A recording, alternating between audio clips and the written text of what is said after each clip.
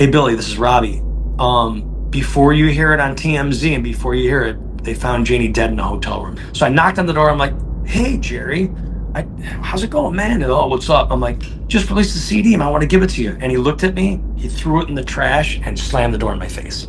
Jani says, "No, shoot, you can. I've been through everything. I've been this, I've been that, I've been raped." Matt Pinfield, that bald fuck from MTV, goes on MTV. He's like, "Oh yeah, man, how the mighty have fallen. Jani Lane's now flipping burgers in his guitar player's nightclub." He was in a dark time that he didn't want to try to get over it. He tried a lot. Yeah. But then when you admit you got the gene and there's nothing you can do, I got the gene, I'm an alcoholic, there's nothing I can do. He said that to me verbatim. I'll never forget. He goes, "We're gonna do this." I'm like, "We're gonna dress like chicks? You know, feather boas and lipstick?" He's like, "Yeah, this is gonna be big." Todd was here and, we had a business together and I was friends with those guys and, it just made sense for me to join Tuff. Warrant was the band that I wanted to be in, okay? And I got to be in that band. We know that he died from alcoholism. We know that he was a train wreck at certain points, but I like to look at Jani at all the fun parts, I'm living a good life right now. The hair metal guru from Warrant to crew. The hair metal guru. Never forget Charlie too. Hey, I am so excited to get to talk to Billy Morris. Billy is a Cleveland rock legend who played with Warrant for 5 years in the early 2000s, did some time with Quiet Riot. He played with Jani Lane's solo project.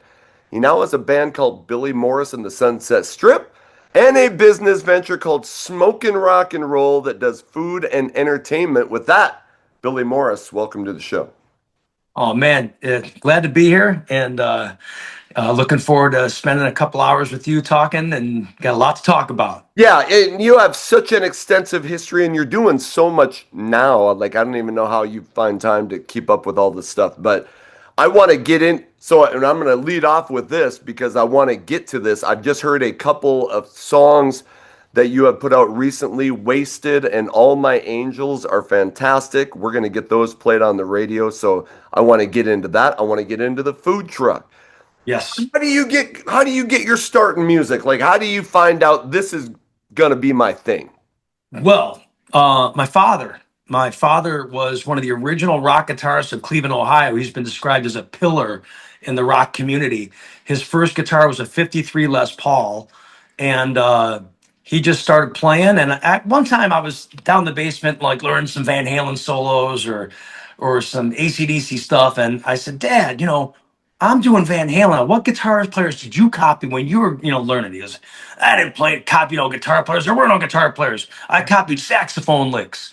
So that was his thing. So, my dad taught me how to play guitar. My very first live performance, 6 years old, the North Royalton Homecoming, I played and sang lead and played lead guitar on Johnny Be Good with my dad and my uncle behind me.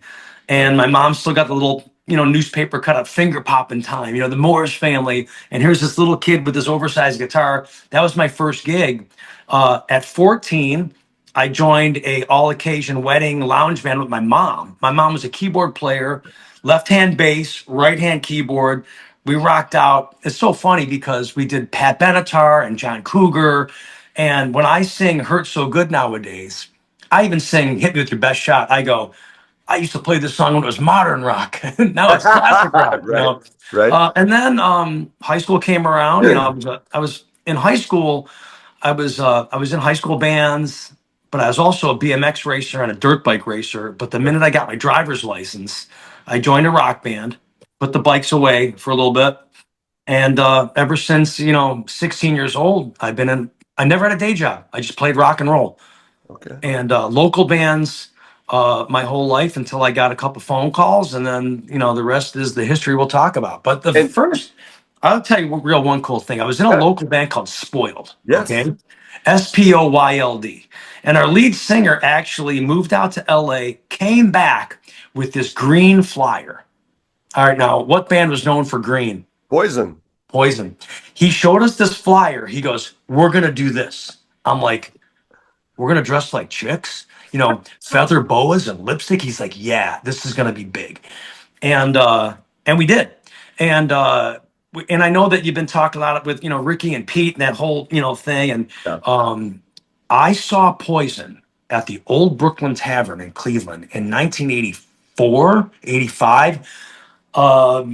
75 people. They were on a tour. I think they had recorded their record, Look What the Cat Dragged In, but they didn't release it yet. Okay. And I was in the front row, you know, 75 people. I knew about Poison because we were copying Poison. Yeah. And when Poison came back through town, they played at a club called Shadows. I was the house sound man. My drummer was the bartender. The singer was the doorman. The bass player cleaned the place. We all had keys to the place. If we weren't running shows there, our band was practicing there. And if we weren't going out and the club was closed, we stopped there to grab cases of beer to go out. Poison played at that club. Yeah. And, a huge Poison fan. When we get to the part of Warrant and Poison, we'll talk about my Poison experience. But that band Spoiled, we had a manager and he started having us go out to the Cat Club in New York. You ever heard of the Cat Club? Yeah. Yeah. So we started doing showcases out there, and I can remember driving up in our Ford van, and we pulled up waiting to load in, and another van pulled up waiting to load in. We all got out and started talking to each other, and it was my band Spoiled and Trickster. Oh, no So we shit. both showcased the same night. They got the record deal. We Yeah. went home, and we Steve and I and PJ and all those guys have been friends Yeah. since like 85, 86. I don't know what the year was. Yeah. We've been friends ever since. I just realized I messed this up. Stevie Rochelle's gonna be pissed. I didn't put in my intro that obviously you're a member of Tuff right now. You're wearing I think I'm the Tuff shirt. longest running lead guitar player for Tuff. That I've been in the band for like a decade now. that could that's Yeah. so anyway, guitar player for Tuff, Stevie, my bad. Yeah.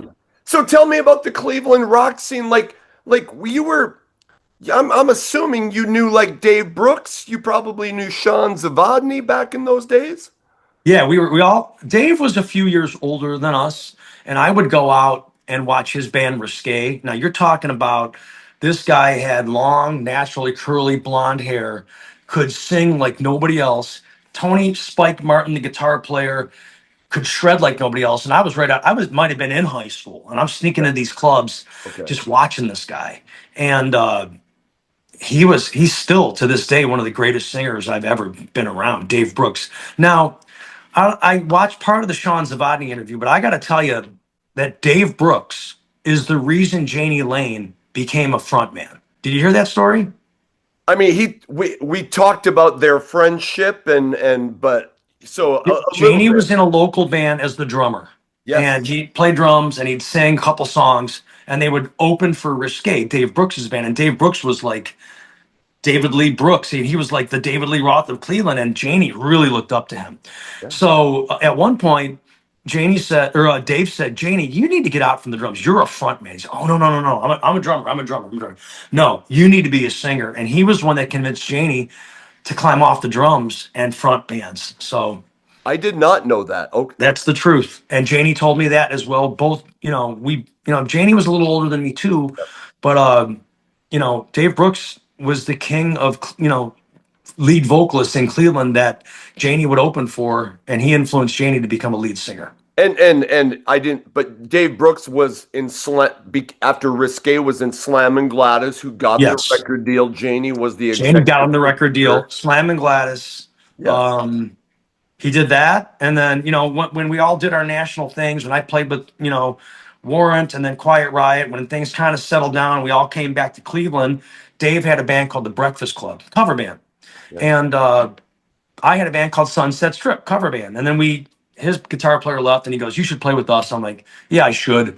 So for years, Dave and and he still has the band, the Breakfast Club, and I have Billy Morrison, the Sunset Strip, which is a cover band, but we do throw a lot of originals in there, and then we'll get the local opener for the nationals that come through. We'll play mostly all original.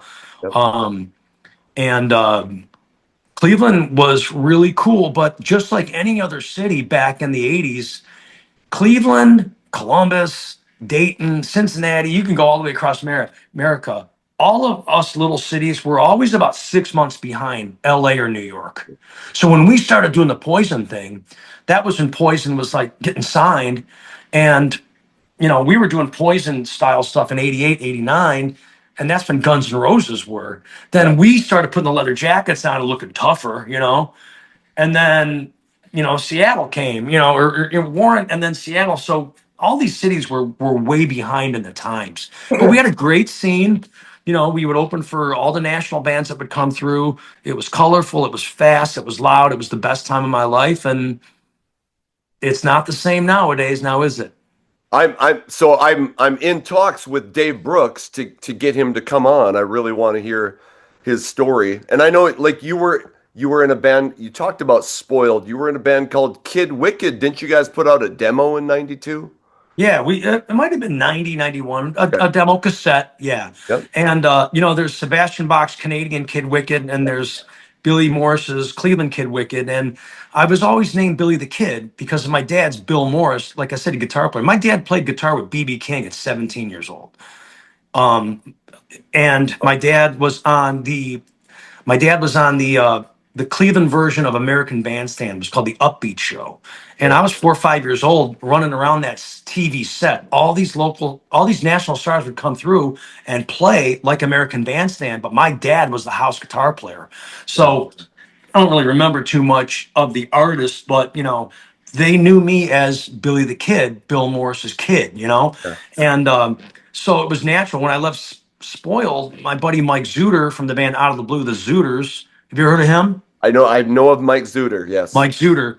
Me and him are to this day best friends. We talked yesterday. We Yeah. talked. He moved to Vegas like 20 years ago. We still talk all the time. We started a band, and he's like, "Man, you're Kid Wicked." And I think he did hear of Kid Wicked in Canada, but Right. he's like, "Man, our band's you're Billy the Kid, you're Kid Wicked," and we released a couple cassettes. Yeah. I'm gonna send you the library. All Please. right. Please. I got some amazing songs from those. We wanted to be Racer X harmony guitar players with Bon Jovi style harmonies and melody, vocal lines, and commercial songs. Yeah. And that's what we did. But, I got this massive mane of hair. I'm playing flipping, double harmony guitar solos with Jackson guitars. And, we're seeing Nirvana and Alice in Chains and Soundgarden. We were way behind the times. We didn't know it, but we had all of the hit music, the vocal harmonies, the looks, the hair, and we didn't know it, but it was way over when we were doing it. Yeah. When did you meet Jani Lane? Well, I knew Janie, like he would come see my band Spoiled, and we would play the Akron Agora, Yeah. okay? And he was in Warrant, but they weren't signed yet. Okay. And he would always come home for the holidays. And he'd come with us, and he'd call me, and we knew each other. I met him at a club called Filthy McNasty's. All right, it's a big club in Kent State University, a big metal club. Every Sunday night was metal mug night. Fill any mug for $1. All right, and cover bands played there. U.S. Metal, Alexander, Fox, Broken English, all these awesome cover bands. And one night, Janie came in, and a friend of ours, a mutual friend, his name's Jeff Hare. Jeff Hare is probably one of the world's greatest soundmen. And he was just a local soundman at the time. He currently he's been Man o' War soundman for like 25 years. He's the guy that set the World Book of Records for the loudest band in the world. Yeah. And I was with him that night, and he goes, "You see that kid? That kid over there? He's going to be a star someday." And he introduced me to Jani Lane. So we became friends. Janie was in LA. I always stayed in Cleveland, never moved to LA. And then he would come in, he would call me, "Hey, Warrant's playing the Coliseum opening for Motley Crue next Tuesday. Booked your band at the Akron Agora. I'll make an announcement. We're going to the Agora after the show, and then we'll jam with you guys." Well, the club isn't open on Tuesdays, and the club holds 2,000 people, okay? Well, he makes the announcement, and within an hour, there was 2,000 people in the club. And we played our Spoiled set, and then Warrant took over our gear and played their set, and we all been friends the whole time. So when it came time down the line for him to go through all of his guitar players, we went to Cleveland Browns games together. We'd call each other after Browns games. I took him to Browns games when he was in town. Yeah. we're in a rainstorm playing the Washington Redskins. And he looks over at me. He's like, man, I'd rather be here than at the Led Zeppelin reunion. I'm like, yes. So, yeah, that's how I met him. And we were just Cleveland sports fans and music fans as friends. And then years later, I got the call. I'll tell you about that when we get to that. Yep.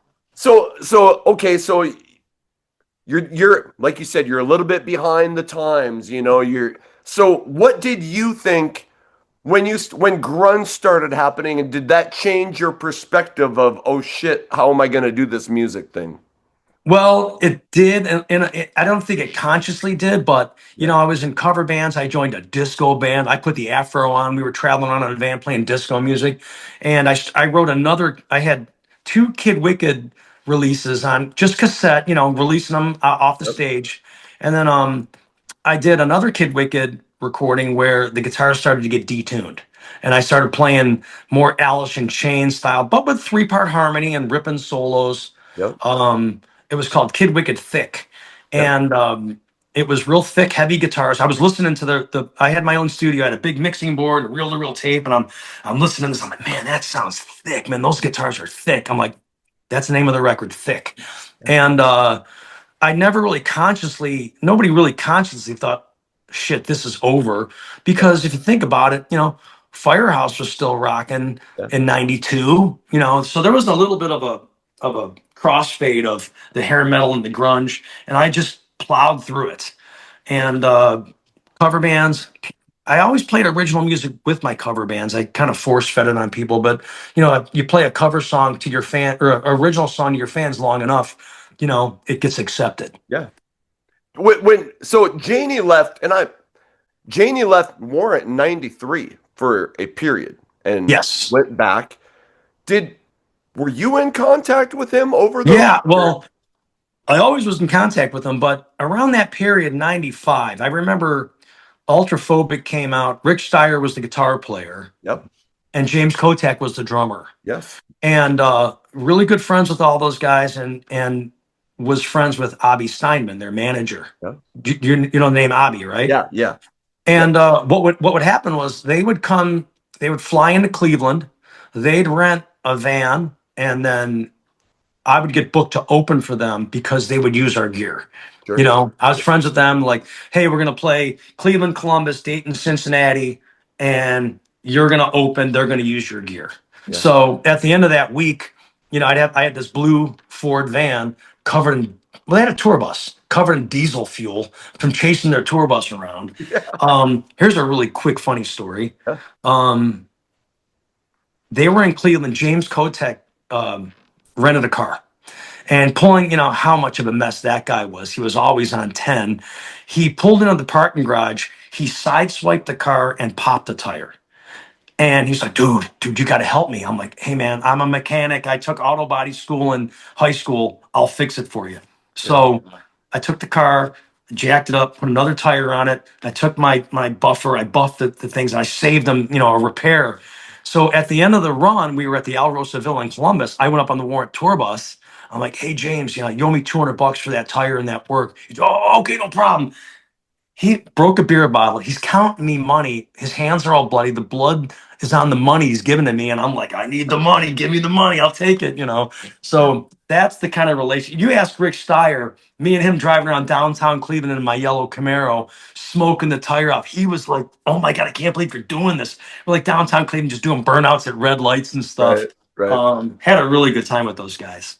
You were in a Nirvana tribute band. I was in Nirvana. So we were playing at the Odeon, which is a famous club in Cleveland, and we were Kid Wicked opening for Strutter, a national touring Kiss tribute band. Yep. And the agent was there, Greg St. Charles. Man, I can't remember what I did yesterday, but some of the stuff I can remember. Yeah. And he goes, yeah, you guys were great. As a matter of fact, we did Uncle Tom's Cabin, and I'm really close with Eric Oswald, Janie's brother. Yeah. And I would always bring him up to play the intro to Uncle Tom's Cabin. Yeah. And after the show, the agent's like, man, you guys are really good, but I can't book you. But you look like Nirvana. I can book you as a Nirvana tribute band. And I was like, I don't know. But the drummer was like, yeah, we're in. So on the way to the first gig, I'm writing down lyrics. We're writing down big cardboard sheets with, "Come as you are." I had the sweater. I had a white Stratocaster, and we would draw nobody in like major cities, but put us in Birmingham, Alabama, or Tuscaloosa at the University of Alabama. It'd be sold out, and these kids were going insane, slam dancing and crowd surfing, and I'm reading the lyrics off the sheets, and we traveled. I had a really good time. Yeah. Yeah. Okay. I think your first big break is in '98 with Paul Gilbert from Yeah, Mr. Big. yeah. How did So, that come about? well, Mike Zuder, he did a record that Paul produced, and then Paul was really influenced by Mike Zuder. Mike Zuder can go from playing like Racer X. As a matter of fact, Mike played on one of the live Racer X albums, second guitar, Okay. but they put him behind a curtain. You know? Right. But he can play all that stuff, and then he can go on the other side, and he can write the most beautiful Beatlesque melodies and Beatles songs. And so Paul really liked Mike's writing. So Paul did a solo record. I don't remember what it was called, but he had to do a tour. So he goes, "Mike, I need a guitar player that can do this stuff and sing these harmonies." He says, "I got the guy." So I open up my email, and it's from Paul Gilbert. He's like, "Hey Billy, I heard your songs. I need a guy with long hair that can play these guitar harmony parts," because Mike was going to play bass, and has long hair. And be warned, you're going to wear a wacky suit. But if Wayne Newton calls you, you should take his gig because his gig will probably pay more than mine. As a joke, Paul's kooky like that. Right. So I'm like, I'm in. So Paul mailed me cassettes, and we did a couple initial lessons and jams over the phone. Some of the Paul Gilbert, even though it was pop stuff, go look up a song called Red Rooster, Beehive Live, Red Rooster, killer blues jam, and we would trade solos back and forth. So I flew out to Las Vegas. I think we practiced for 2 or 3 weeks. I lived at Paul's house. Then we flew to Japan, played Japan for 2 weeks, and Korea for 2 weeks.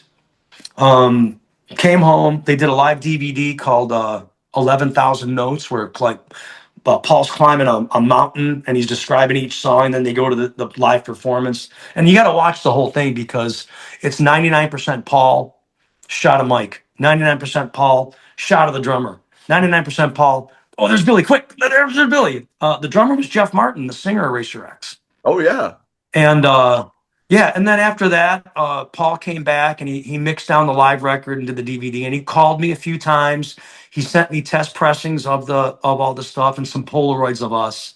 And he did call me one time. He's like, "Dude, you've got the best lick on the album." I'm like, "Huh?"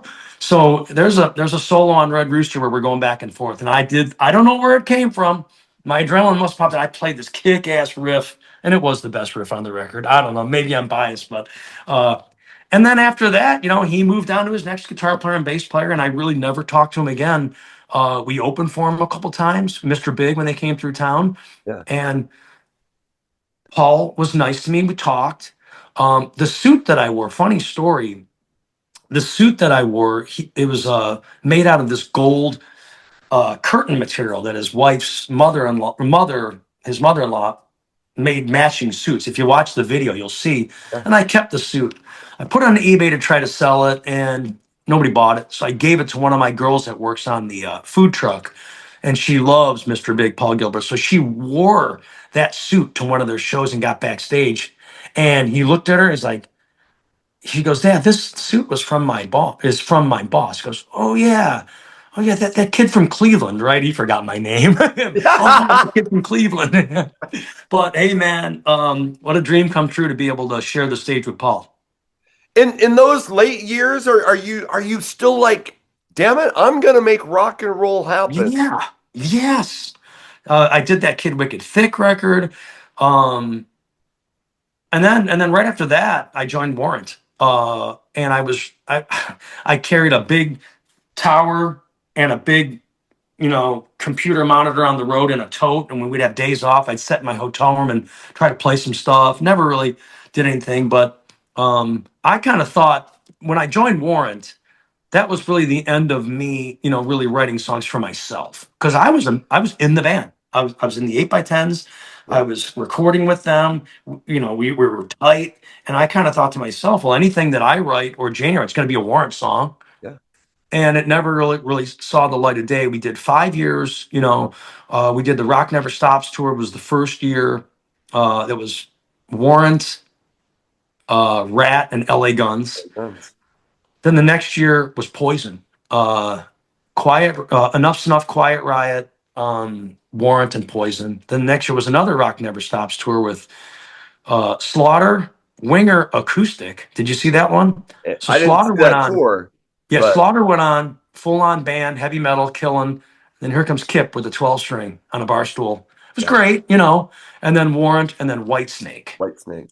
And And then the last tour was another rock. No, maybe that was the last one. I don't know. I get them mixed up. But there was another Rock Never Stops tour with LA Guns, Firehouse, Rat, Warrant, Dokken. And Warrant and Rat would alternate every other night who would go after each other. Okay. And Dokken always closed. How do you get that call? Like what? Does Jani call you? What Yes. you The get into Warrant? good. I thought about this. Good question. So Jani would call me. We're friends. So I got a message. I got back from the Paul Gilbert thing. I'm on my high horse. You know, I'm like, I just did this. You know, I just played with the most shredded guitar player. One of my, we used to do Racer X covers in Kid Wicked. Into the night, ding, ding, ding, and all that stuff. So Jani called. It's like, hey, Billy. He left a message on my machine, my answer machine with the little micro cassette. Hey, Billy, I want you to do guitars for Warrant. Call me back. This is Jani. I didn't call him back. I'm like, dude, in my head, I just got off the road with Warrant, or I just got off the road with Paul Gilbert. I'm not gonna roadie and be a guitar tech. I kind of figured, yeah, Billy, you can guitar tech and run sound for the band, and we'll hang out.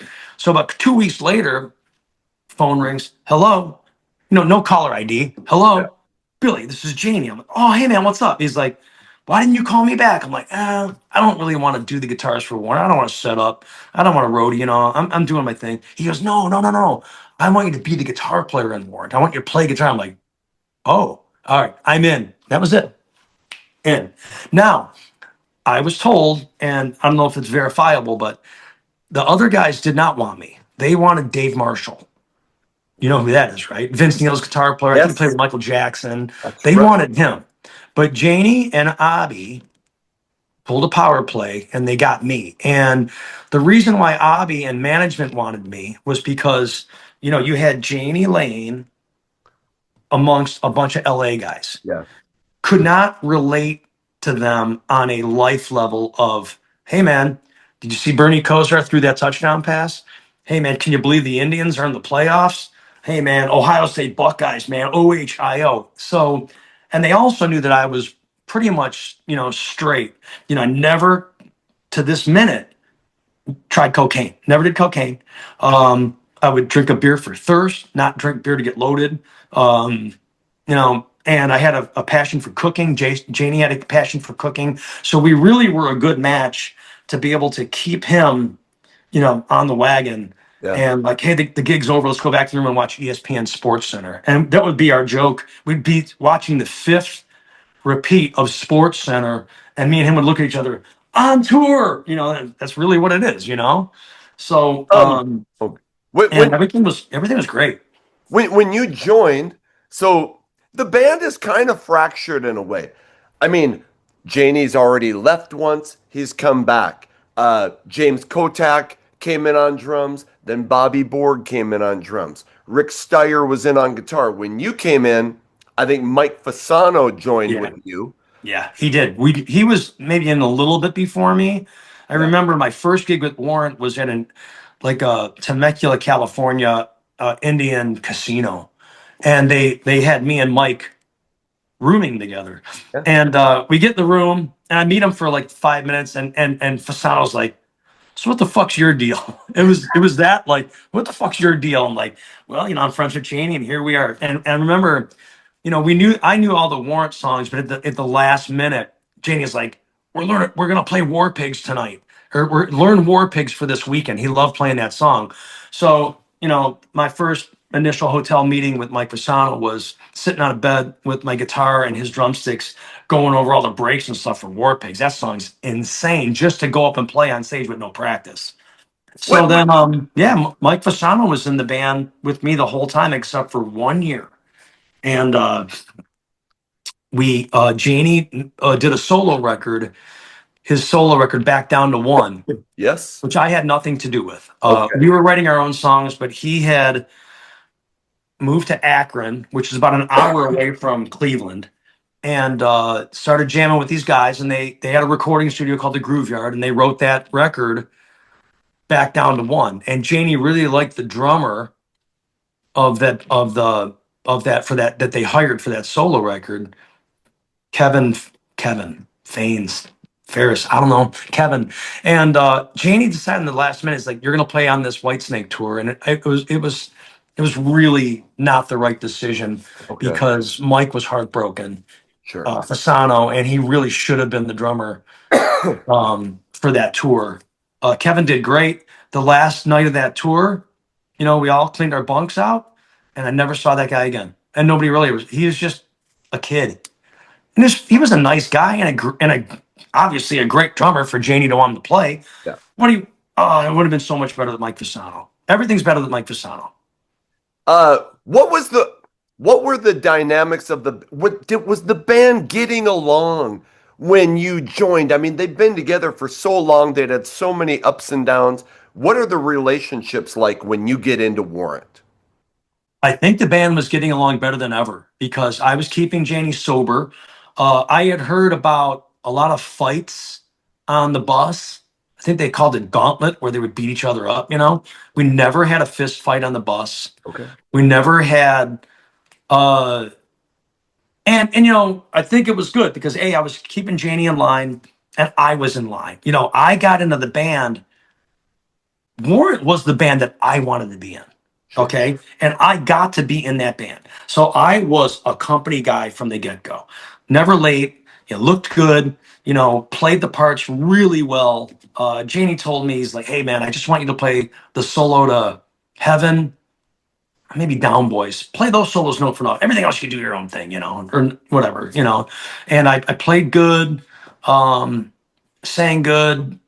Me and Eric and Jerry got along really good. Okay. I think it really brought the band back up because Jani was sober, and I think I was the one thing that helped him stay in that direction. Sure. Were you guys and you talked about his solo album, you weren't a part of that, but were you guys writing? He's sober, you're hanging out in hotel rooms. Are you guys writing at that time? We didn't write on the road. I had a studio back in Cleveland.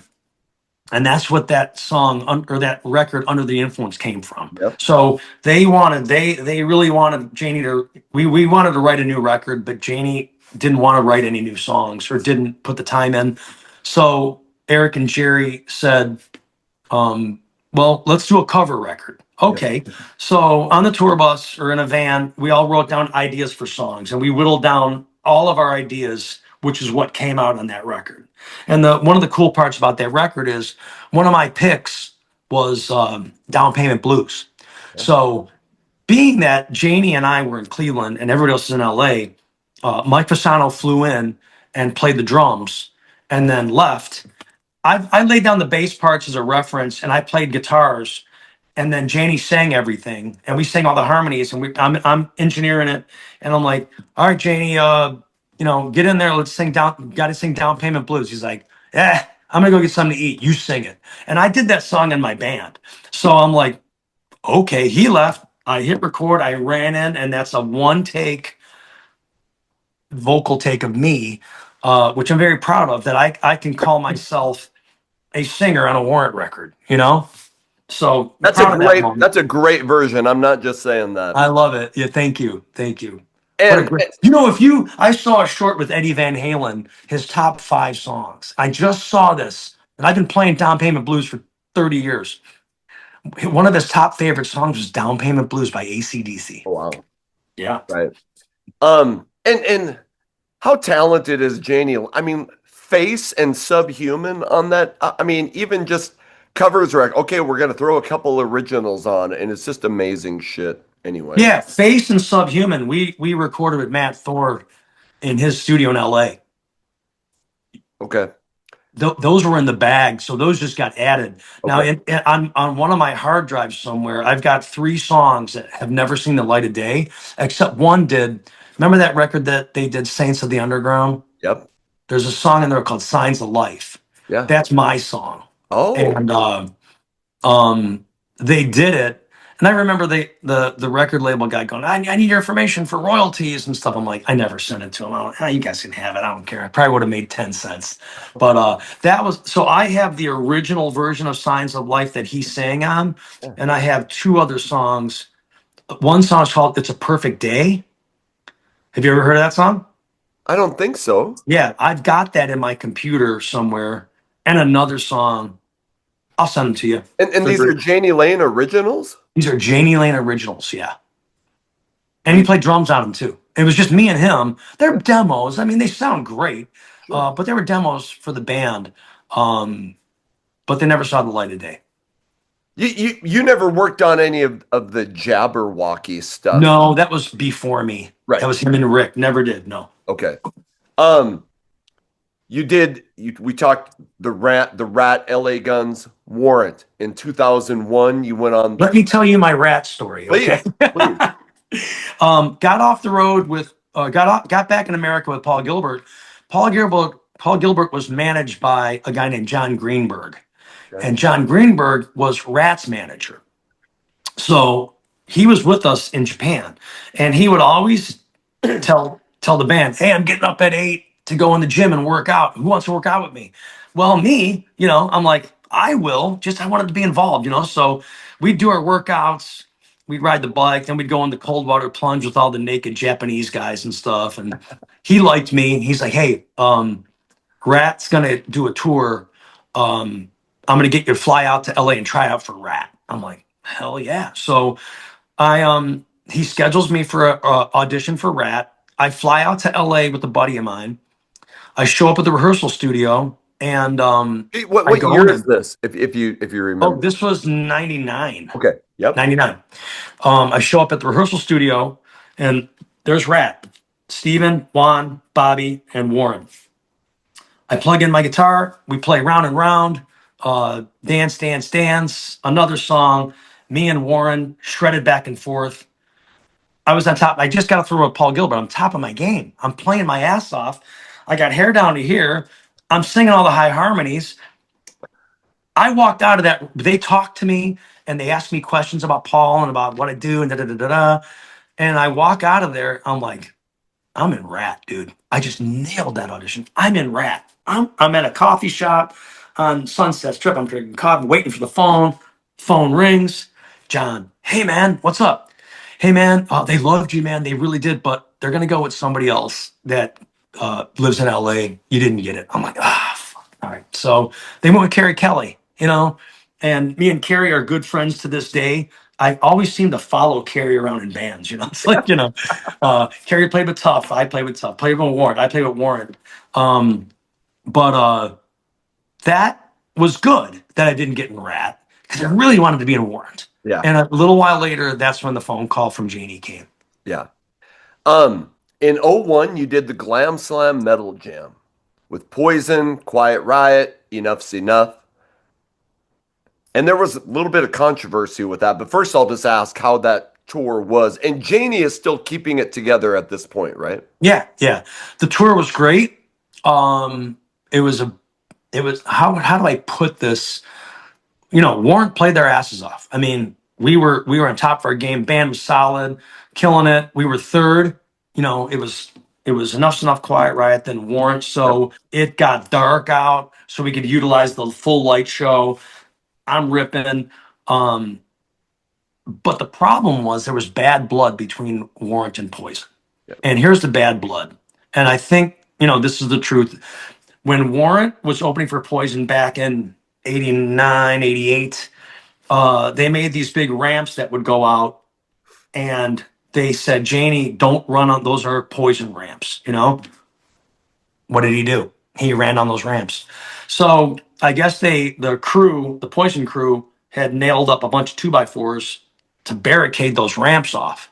And he went in and during the show kicked them off and still went on the ramps. So that was strike one.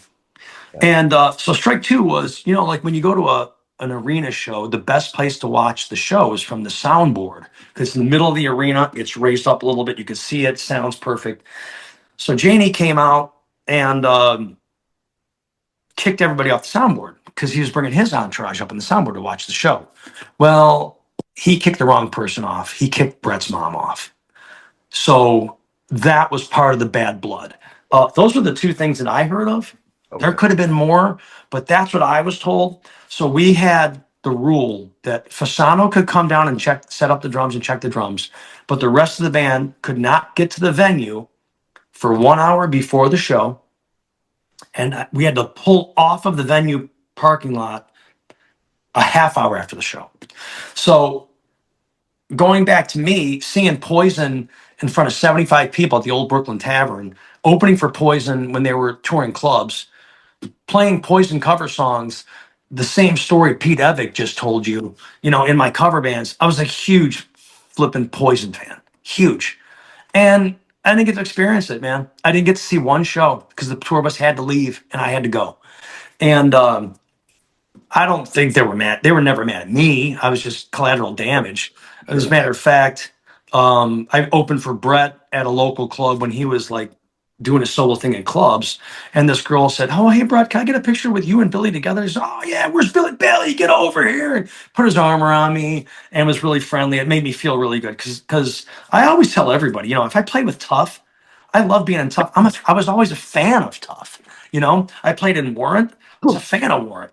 I'm on tour with Poison. I'm a rock fan first, Yeah. So that was really disappointing. It was bad because they had their security with these really nice Poison, security shirts, which we called them the Poison Police. And they would take, we had our girls, our friends in every city. You get to know people. Oh, we're going to go to Idaho. Oh, Mary's in Idaho. Mary, here's a Warrant pass, talk to you after the show. Well, after Warrant would play, the Poison Police would take their backstage pass off and say, "You're Poison girls now." Now, so not only did we not get to talk to our friends, but then our friends got to be Poison girls. And it's all good. I get the politics and stuff, but what a dream come true for me, though. Not only did I get to play in the band I wanted to, but then I got to tour with all of my peers. I remember many times me and Tracy Guntz would sit or stand together right next to the side fill monitor on Warren DeMartini's side and watch Warren play. And we're just looking at each other like, Jesus, fans, become good friends with the guys in Firehouse. To this day, I send songs to Donnie V, text him. I sent him a riff about a month ago. And he's immediately like, "Ooh, a nice Virgin song," and we send ideas back and forth, and we talk, and me and Chips and Uff are tight. And you go to all the bands that we toured with. I became friends with all my heroes because I got in those bands, later after the heyday. So I was fans. Now I'm in Warrant and I get to meet everybody. Red Beach. I saw Kip Winger a couple of years ago. We were walking in South Beach before we were leaving for the Monsters of Rock cruise, and we were in a clothing store. We bumped into each other in a clothing store. I'm like, "Hey, Kip, remember me?" It's like, "Hey, Billy, how you doing?" I'm like, whenever they call me by my name, I'm really happy about that. Yeah. Dee Snider was like that too. I met Right. Dee on the Warrant tour bus years ago, and then years later, I was playing the Monterey Metal Fest with Quiet Riot. It was Hatebreed, Dokken, Quiet Riot, Dio, Twisted Sister. Holy shit. And I'm in the catering line, and Dee's right in front of me. He turns around and is like, "Oh, hey, Billy, how you doing? How's your club doing?" Like, not only remember my name, he remembered that I owned a rock club, and he Right. remembered what we had talked about. So I'm rambling. So keep No, going. no, that's awesome stuff. Oh, wait a minute. You didn't mention this. Before Warrant, after Paul Gilbert, and in between Paul Gilbert and Warrant, Jamie St. James moved That's to why I wore Cleveland. this shit. It was in my notes. I apologize. And he moved to Cleveland, and he came and saw me. He's like, "Hey, I live in Cleveland now. Let's start a band." So we did. It was called St. James. It was actually before St. James, it was The Beautiful Things, right? Yeah, The Beautiful Things. Then it was St. James, and we wrote a ton of songs together in that same studio that I recorded those songs with Jani. And he's in my phone as the Saint, and we text each other back and forth to this day. Right. It was an honor to play. And we did go out with Ron Keel for one Black and Blue Keel tour. Right. And, you know, it was an honor to play with Jamie and do those Black and Blue songs. It was kick ass. Oh, so how long did you play with him? Maybe a year, Yeah, 6 months to a year. Yeah. sure. I He moved to Cleveland. He opened up a dog kennel. Yep. And it was really cool setup. And then the girl that he was with kind of fell apart and he moved back to LA. Yeah. Now he's in Portland, whatever. He's an electrician too. I Boy, is he doing good.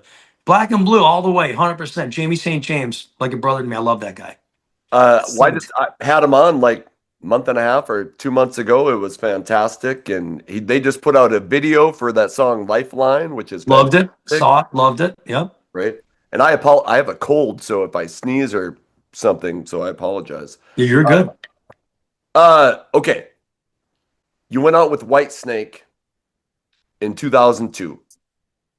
Sean Zavodny said that was the last tour Jani did sober. And I think he said it was at the very end he went off the rails. So I was just going to ask, what do you remember about that tour, and what do you remember? And I'm not trying to I'm a massive Jani Lane fan. If you didn't know, I've done so many videos about Warrant.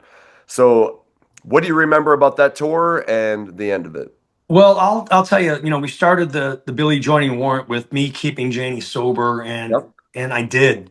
But Janie even said to me, he's like, "Dude, I'm an alcoholic. I got the gene. There's nothing I can do." And when a guy tells you there's nothing I can do, it's just a matter of time before he was gonna. We didn't call it Jerry, Eric, and I. We didn't call it falling off the wagon. He jumped off the wagon, so he would really be in some dark moments, um, you know. And we missed a show. We missed a show in Pittsburgh. Um, he wouldn't come out of the hotel room, and we were all waiting to go on stage. And we even said, "Hey, Billy can do the show. Billy can sing all the songs. We could go do a set. Billy will sing everything." And the promoter wouldn't do it. And I really wish he would have, because that would have been fun for me. But yeah, he did. He did start.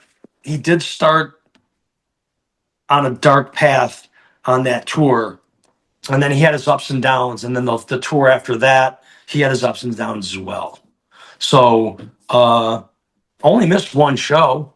Right. And, there was not so many times on those tours did he really perform as a mess. But when we would do weekends. I can remember weekends in the wintertime, like up in Minnesota and South Dakota, was just 4 degrees out and just like miserable. And he drank, and he had some bad shows and some bad issues, but never missed a show. And Jani Lane, I mean, it's Yeah. it was what he was. What so what is it like with the band when like I'm assuming there's probably times where you gotta, like, I don't know, break down a hotel room door to get them on the stage. I mean, or at least Never had to do that, but I will tell you that I had to repair some hotel rooms. okay. Typical rock star thing, breaking a mirror, knocking a shelf down. Billy, get Janie, get him on the bus and put that room together, clean up all the garbage up, clean up the broken bottle so we don't get charged, So that was my job too, So many little things, so many little stories I could tell you, and not about Janie being drunk or being a mess. He never really, yeah, he was an alcoholic and he was a mess at times, but never, he missed that one show. That was the only one that he missed. Okay. And then years later, after he had left the band in '05 and I had followed him, I left the band with him. Yeah. That's when my relationship with Eric and Jerry ceased, because they called me. It was, and this is a whole different story. This is a dark story, but Janie quit the band New Year's Day 2005 or 6 or what we were in New York, New Jersey. We played New Year's Eve, woke up in the morning and goes, "I quit. I'm done with you guys. I quit." And him and I got in the car and drove from New Jersey back home. So obviously I was going to stay with Jani because he was living in either Cleveland or Akron. He had a place in Akron, and he was living with some friends in Cleveland. And we were recording music together, and at the same time, Jerry and Eric were calling me saying, "Hey, are you going to stay with us? You're going to join Warrant." And Abby, the manager, he said, "Hey, don't talk to those guys. You're going to stay with Jani, right?" I'm like, "Yeah, I'm going to stay with Jani, but those guys are my friends." He's like, "You can't talk to them because there's going to be lawsuits, and you just don't want to get caught up in that." So I didn't talk to them, and I did talk to him a little bit. At one point, Eric Turner called me, and he's like, "Hey, do you have Jamie St. James' number?" I'm like, "Yeah, here's his number." So I was the one that gave Eric Jamie St. James' number, to get him in the band. And I remember when that phone call came through, me and Jani were in the studio recording. And it was only natural. Jani got me in the band. Jani was my, mentor. He was the guy that he wrote the songs. He was the front man of Warrant. He was my best friend at the time. I'm going to stay with him. And I always said to everybody, like I'll say to you, like I'll say to everybody, listen to this, I made the right decision because once Jani left Warrant, that gave Joey Allen the opportunity to want to join Warrant again because he left because he couldn't take Jani. So they would have fired me anyways. If I would have stayed with Warrant and we got Jamie St. James and Joey Allen would have said, "Hey man, Jani's not in the band anymore. I want to join the band." They'd have fired me in a heartbeat because why wouldn't they want the original guy? And I understand that. But that left a really bad taste in their mouth with me. A story, we played Annie's in Cincinnati, and it was right back to the old days. "Hey Billy, you want to open for Warren?" And they want to use your gear. I'm like, "Cool." Drove down to Cincinnati, set everything up, and Warrant shows up. Stephen Sweet was the drummer, Joey Allen was the guitar player, and Jamie St. James was the singer. And they had the band outside in one of those portable RVs. And I just released a CD, Billy Morris. So I knocked on the door. I'm like, "Hey Jerry, how's it going, man?" And, "Oh, what's up?" I'm like, "Just released the CD and I want to give it to you." And he looked at me, he threw it in the trash and slammed the door in my face. And I really have never talked to him since. So there are some hard feelings. Mainly the hard feelings are because, I'm in Cleveland. I'm just a local guy in Cleveland, and a lot of times clubs will say Saturday night at the local bar, Billy Morris, formerly of Warrant. Now they have to say formerly of because they used to say Billy Morris of Warrant, and they didn't like that.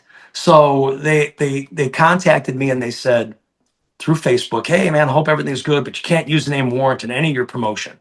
So I called Abby because Abby is a band manager and he's pretty smart. I'm like, "Hey man, they say I can't use the name Warrant. Is this true?" He's like, "You can use formerly of because it's biographically true. Yeah. You were in the band, Yep. you were on the 8x10, you were on the tours, you produced a record, you sang on one of the songs. So biographically, you are formerly of Warrant." So whenever I book my band, I got to tell the people, listen, if you want to use the name Warrant, you got to put formerly of. And everybody usually is pretty cool about that. What I mean, and I can maybe guess, but why did Jani leave? I mean, that's his namesake band. He wrote all the songs. What led to him saying, It got to the point where he was in a bad way, and Jerry and Eric didn't want to put up with it. They shouldn't have put up with it. It's their livelihood, their band, they're sober, they're doing good, and Jani was drunk a lot and just a mess.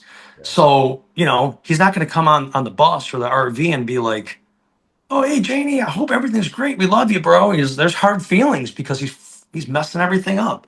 Yeah. So that's why there was a lot of tension that last year, and I don't know if with a drinker, some people could be a happy drunk, some people could be an angry drunk, and I think at that moment, Jani woke up that New Year's morning an angry drunk. Said, "I'm out. I quit." And he did quit. He quit. And because of me, we were writing songs. He was gearing up to do another record. okay, And that's why he quit, because he was an angry drunk, and they were angry at him. there's two sides of the story. There's Of course. there's one story, but there's two sides of the feelings. They had their feelings.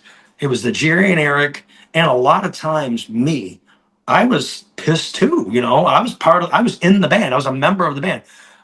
Granted, a junior partner. We would call me and Fasano would call Jerry and Eric and Jani senior partners, and me and Fasano were junior partners. But I was on the side of Jerry and Eric. I was pissed too. You know, I was, I'm going to come out and rock these songs, and it just ended that way. And that was the last time I really had any relations with Jerry and Eric. They were mad at me for not staying with them, and then they were mad at me for using the name Warrant down the line. And if they're listening to this, or I love those guys like brothers. And we were brothers on stage and off stage for 4 or 5 years. They made my rock and roll dreams come true. I'm forever indebted. I respect them to death. And you know, time goes by and things happen. This might be backtracking a little bit. Was there ever any intention to record another album as Warrant? Not when I was in the you- band. No, Yeah. no. Like I said, they wanted to. They wanted to. They wanted to. The best they could get out of him was doing that cover record. Okay. And then when he quit, we were writing songs. And then after a little time went by, he moved back to Akron and hooked up with some of his other friends and recorded that back down to one record Yep. at a recording studio called the Groove Yard with a producer named Sean Hackle. Mark Matthews was his bass player, and Mark Matthews, animal bass player, animal singer. He was in Savati's band, Def Con. Oh, He was the singer of Def Con. That's right. Animal. I mean, the best Billy Sheehan bass player, can sing like David Coverdale. And to this day, you look up Mark Matthews on Facebook. The kid looks 25 years old. He's an amazing musician. He was Janie's bass player, had another guitar player, and that drummer Kevin, and they did that record. And I had nothing to do with it. Nothing. I didn't play one note. Didn't have one. I was never at the studio. It had nothing to do with that. Do you join Quiet? Is it Quiet Riot? Is that when you do Quiet? Okay, so Riot? I'm glad you brought this up. This is a great segue to get out. Let's get out of the dark moments and let's move into the. So after Jani released Back Down to One, Jamie St. James is singing for Warrant, and we start doing this tour called the Bad Boys of Metal. Have you heard of that? Please tell me about that, because yes, I know about that. So there was different versions. I think one of them had like Jani and Joe Lestay, and the version of this Bad Boys of Metal was just Jani and Kevin DuBrow. Okay. And I had become good friends with Kevin DuBrow. Let's backtrack a little bit. Remember I told you Kid Wicked would open for all the national acts? Yep. Well, we opened for Quiet Riot at this club called Ramones in Akron, killer rock club. And we got the gig because Quiet Riot was flying and they were going to play on our gear. So small club, we got Marshall heads, but we only have 212 cabinets and not 412 cabinets. So Quiet Riot goes up on stage and Frankie's playing the drums. Drums are good, bass rig's good. Kevin, in front of everybody over the microphone, is like, whose gear is this? You know, it might be good enough for the opening band, but it's not good enough for Quiet Riot. And we're just like, oh my God. So I don't know. I did a 20 questions with Metal Sludge years later, and I kind of dogged Kevin a little bit, you know? So when we were touring, when we did the Poison tour, Quiet Riot was opening for Warrant. Yep. And like I said, we weren't allowed to be together. We weren't allowed to stay on the premises, but the very night before the first date, we all got to go into the arena, set up and sound check basically to get the initial settings on the board. Yep. And get our monitor mixes initial settings. And I'm on stage and I'm 5'9", you know, and here comes like 6'3" Kevin DuBrow, walks straight up to me. He's like, hey, Billy, I'm your friend, Kevin DuBrow. I'm like, because I knew he was pissed about me slagging him on Metal Sludge, you know, about that gear thing. I called him a dick or something. I don't know. And he puts his arm around me. He's like, Billy, I'm your friend, Kevin DuBrow. And I'm just like, oh, man. He's like, it's okay. Let's talk after soundcheck. I'm like, okay. So we end up talking. He's like, man, I'm not mad at you at all. He goes, I did the same thing. He goes, I put down Steve Perry, and Steve Perry approached me. So I got approached by Kevin DuBrow. Kevin DuBrow got approached by Steve Perry, so he knew, and we became really good friends. We talked a lot. So fast forward to Bad Boys of Metal. Jani just released a solo thing, so they decide they're going to use Jani's backup band from Akron for his record, and me as the guitar player, second guitar player. They had another guitar player. So Alex Grossi? no, Matt Cleary. Okay. Alex was with Jani, sometimes solo, but never with me. This was a kid named Matt Cleary. He was in Jani's solo band. He was basically, the producer, engineer for Jani's record. Yep. So the first night we're playing this place in Florida, and Kevin walks in, and we had all practiced the songs. We never played on stage with Kevin yet, but all world-class musicians. They all knew the songs. He walks in and he says, look, I'm going to open for Jani. I'm playing first. So I don't want you guys drinking anything before you hit the stage with me. I want you guys sober. After my set, you guys can drink all you want for Jani. I don't care, but I don't want you to drink for me. For me, not a problem. I'm not going to drink anyways. I'll have a beer or so after the show. But the other guys, the first night, Kevin came in the dressing room to walk on stage, and he noticed all the bottles were half full. They were loaded, the band members. And they still did good enough. It wasn't a big deal, but it really irked Kevin. So after about 3 or 4 shows, and this is a great part of the story that I like to tell everybody, we're driving through Florida in a big extended 15-passenger van.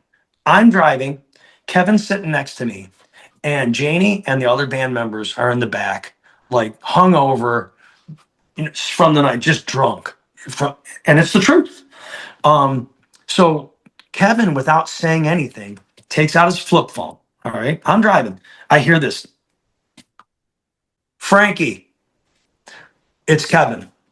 We're putting Quiet Riot back together. Yeah, we're going to use Billy Morris on guitar. From 10 rows back, you won't know it's not Carlos. And that's how Quiet Riot initially reformed. And we did. I went out with those guys for 6 months, fly dates. We did Texas. We did, Texas is a country in itself. We did a whole week in Texas in a minivan. We did a lot of fly dates like Trinidad, Spain. And my favorite show with Quiet Riot, which means the most to me, was that show I told you that Dee Snider remembered me. Yep. And it really wasn't because of that, but everybody was flying to Monterrey, Mexico. And I had to fly from Cleveland to Chicago. And I got on the airplane in Cleveland, and I was always the very last one on. That was one of me and Jani's things. We're going to be the last guy on the plane. Why do you want to get on first? First call, second call, third call. Don't even move. Final call. The doors closing, and we're sliding in. That's how we did it. I did it that way. And I looked down 28 rows down, and I see the most beautiful woman in the world. And I looked at my ticket and said 28B. And I look up, I say, please, Lord, let me sit next to this girl. And I walked down 28 seats. I sat down right next to her. So, I'm like, hey, what's up? And she was surprised that it was a guy because she just noticed the long hair. And I'm like, I think, I said, hey, I'm in the band Warrant, She's like, who's that? I'm like, oh, man, this chick's young, So I sing her Heaven, oh, heaven isn't too far away. And, I know that. That's on my Monster Ballad CD. Long story short, I carried her bag off, stayed in touch with her. And 20 years later, we have 3 kids together and a beautiful house and businesses, food trucks and swim schools and 3 kids together. And 2 days ago was our 5th wedding anniversary. So, Wow. And I don't know if they can focus on that, but that's 28B. She's got 28A on her tattoo as well. That's the seats we met on. So, Holy. yeah. And then Quiet Riot, just kind of like, it was just Weekend Warrior stuff. Yeah. And I just stopped doing it. And I think they got Alex back. I think Alex was Kevin, and they got Alex, and Alex really ran with it. And Yep. he's carrying the torch, Yep. if you know what I'm saying. Yes, Alex and Jizzy are carrying the torch, which I can say because nobody can come back and yell at me for saying that he's a big lighter. Oh, that's hilarious. What happened on that? And so maybe there were multiple Bad Boys of Metal tour, and I don't. There were. Yeah, there were. Yeah. So how did that? I mean, did Jani finish that tour? Yeah, we finished the run. Yeah, it didn't end on a bad note. It just ended with the band drinking more than Kevin liked. Right. And I don't think they ever did another Bad Boy. I think that was the last one. Okay. Do you remember hearing that Kevin passed away? I mean, I remember sitting at my computer and whatever year it was. What was it? '07 maybe? 07. '07. It was like near Thanksgiving, and my buddy called me. He's like, "Oh, dude, they just found him," and we had still talked on the phone. We still remained friends and stuff, and Sure. shocking, shocked because he was that guy. He was the guy like, don't drink on my show, and he didn't drink on the tour. But from what we were finding out, that he went home and made up for lost time that he didn't. It's probably a freak accident. Yeah. He just overdid it one night. That's what I had Alex Grossi on, and he said, like, on tour, the guy was straight as an arrow, but when he was off tour, he'd indulge a little bit here and there. So Yeah, and at that time he was probably pushing 60, right? I'm And we've all overdone it, yeah. When is it '03? When do you put out your first Billy Morris Band CD? I recorded that about '03, and it was just a collection of my songs. I recorded it on a computer, and I had a guy named Noel. He was doing Warrant's website, Dawkins website. He's doing artwork. He was an artist for the Cartoon Network. He did all the artwork on there for me, laid everything out for me.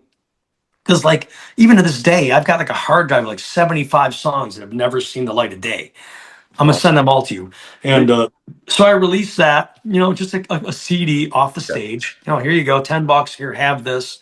Sure. And then 5 years went by, 10 years went by. I don't know the exact many years, but I met a guy named Bill Chavis. Did you ever hear that name? Chavis. It was Chavis Records. He later started High Vol Music, and I met him. He was on the Warrant Street team. And he actually met his wife on the Warrant Street team, and they got married. And so we became friends. He had this little record label, and I was like, I'm not doing up with these songs. You want to put a record out? I was like, yeah, I'll put it out. I'll pay for everything. So I gave him a batch of like 14 songs, and he got artwork. He was the one that said, I want to call it Billy Morris and the Sunset Strip, because he liked the idea of calling it after Tom Petty and the Heartbreakers. Right. He liked that idea. So he came with that idea.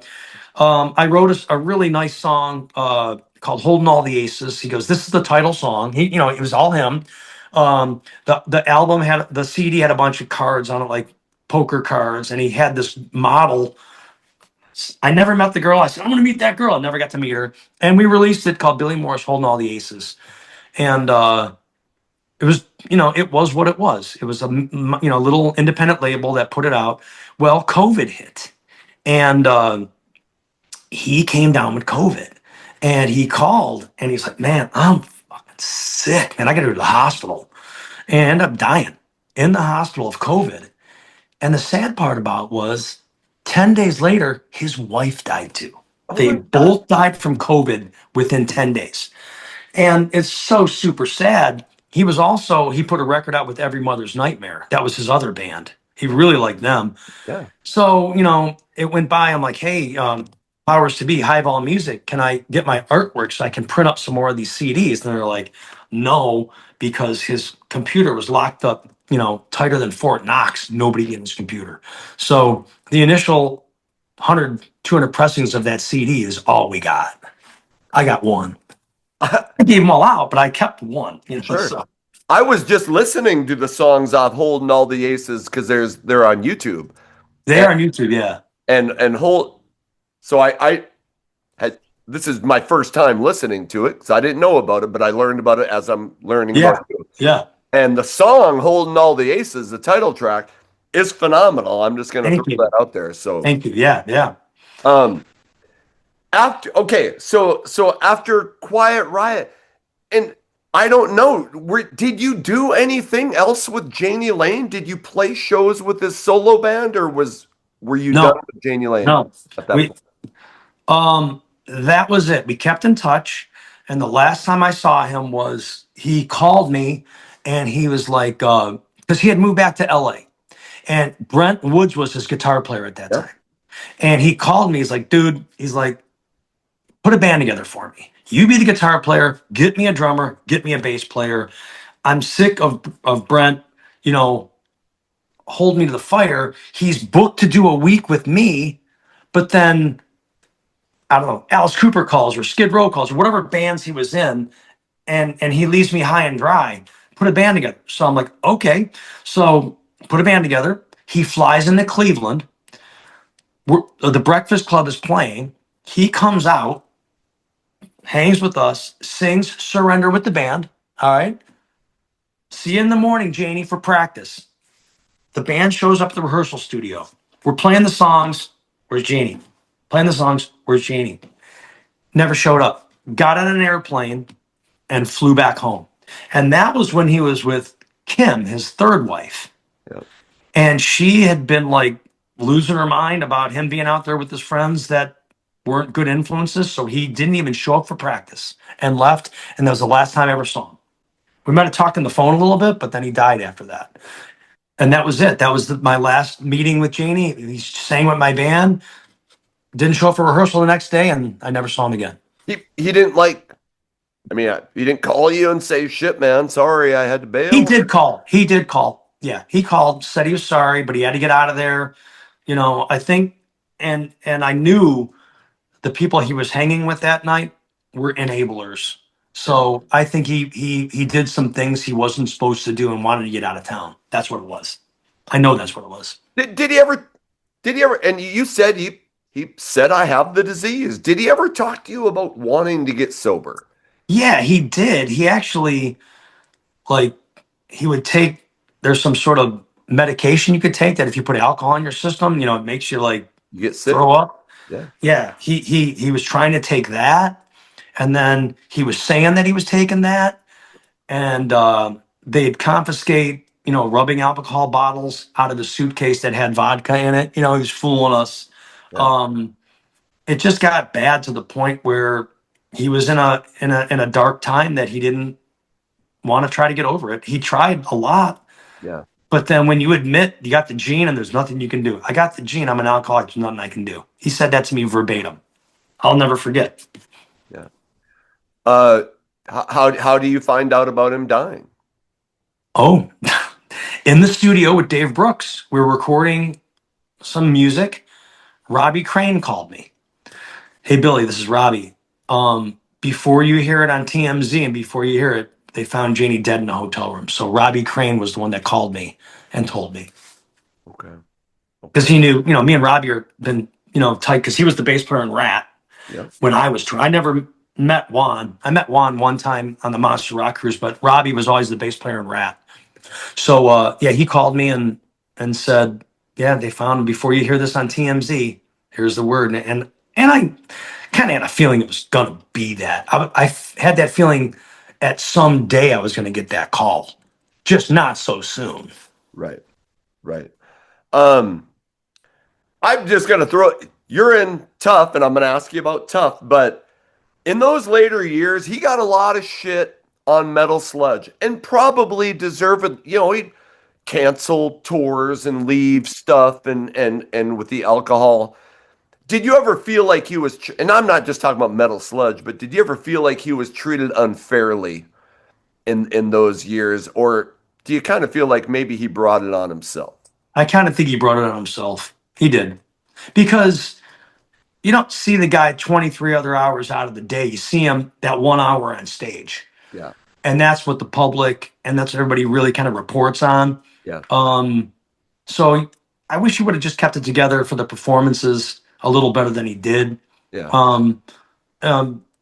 You know, all of those early Metal Sludge days, I think that they also thought that I was a mole because I was friends with Stevie Rochelle. But when I was in Warrant, I was definitely not a mole.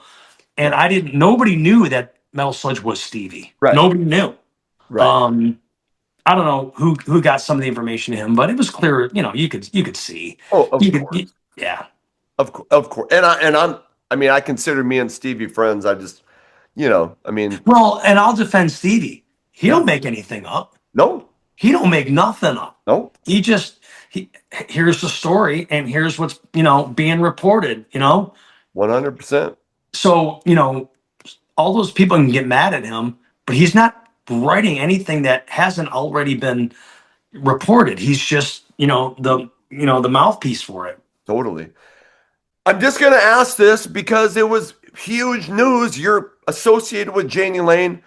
Bobby Brown puts in her book that Jani was sexually assaulted. Do you have any? When that came out, that was news to me. So as well as I do, he never spoke of it. Yep. And when that came out, I was shocked. I don't know what happened, but I know that if I was I'm a man, and Janie was a bigger man than me. He was an athlete. That boy, he was a sports star. Yeah. So he may have, if somebody tried something on him, he was a man. He could take care of himself, just the way I would have taken care of myself, and you would have taken care of myself. So never heard anything about it. Never really even looked into it. There is an interview. It's on YouTube. He's on a tour bus. This radio station guy is like, "Hey, is there anything you don't want to talk about?" Blah blah blah. And Janie says, "No, shoot, you can. I've been through everything. I've been this. I've been that. I've been raped." He says this on this interview. I mean, and I don't think it's AI because this is years ago. Yeah, I know the interview, and I know it's my buddy Ted Heckman. He's a few cities over, Hollywood Ted. Um, you know, I could say to you, man, I've been raped. Man, that fucker took advantage of me at my nightclub. He robbed me. My bartenders raped me of my money. You Yep. know, so you could take that any way you want it. Yep. I don't believe it happened. Yep. You're at night now. You're asking me my true heartfelt feelings. I don't believe it happened because if somebody tried to do that to him, he's a man and he was a strong mother. He was a strong guy. Sean Zavadny said basically the same thing. Okay. He doesn't think it happened. Yeah. And Sean and I never discussed it, Yep. So I feel good that me and Sean both had that same view. Yep. Nobody knows that guy on an Ohio basis or a personal level like me and Sean. Okay. We were all tight. Yep. Yeah. Yep. And I appreciate you going into it. Just For sure. Yeah. So how do you end up hooking up with Tuff? Well, I did a tour with the Metal Sludge tour with Tuff and the Billy Morris Band and a couple other bands. And I was always been friends with Stevie because Stevie would come into town with Tuff and I'd open for him. So we remained friends. And Stevie was re-recording that record. Good guy, the redo of all the Tuff songs. What comes with, around like goes George around. Lynch and Jamie St. James sang one and Yep. and he said, "Hey, I need some bass tracks re-recorded. Todd Chason now lives in Cleveland. Can you have him record these in your studio?" I'm like, "For sure." So I went to pick Todd up at his house, and I'm thinking, I'm gonna see Todd Chason from what I looked at like him in the albums, with the long hair and looking like Todd Chason. And here comes this big burly guy with a fucking mohawk and angry, and pick him up, take him, and we're recording bass tracks for the Tuff record. And we just start talking like, I'm like, "What are you doing?" He's like, I'm a line chef, I'm like, "Well, I'm selling this nightclub. I'm going to build a food truck. I want to do a food truck. So I always wanted to run a food truck." I'm like, "All right, man, let's do this." So, from our discussion, it was basically, I'll build it, you run it.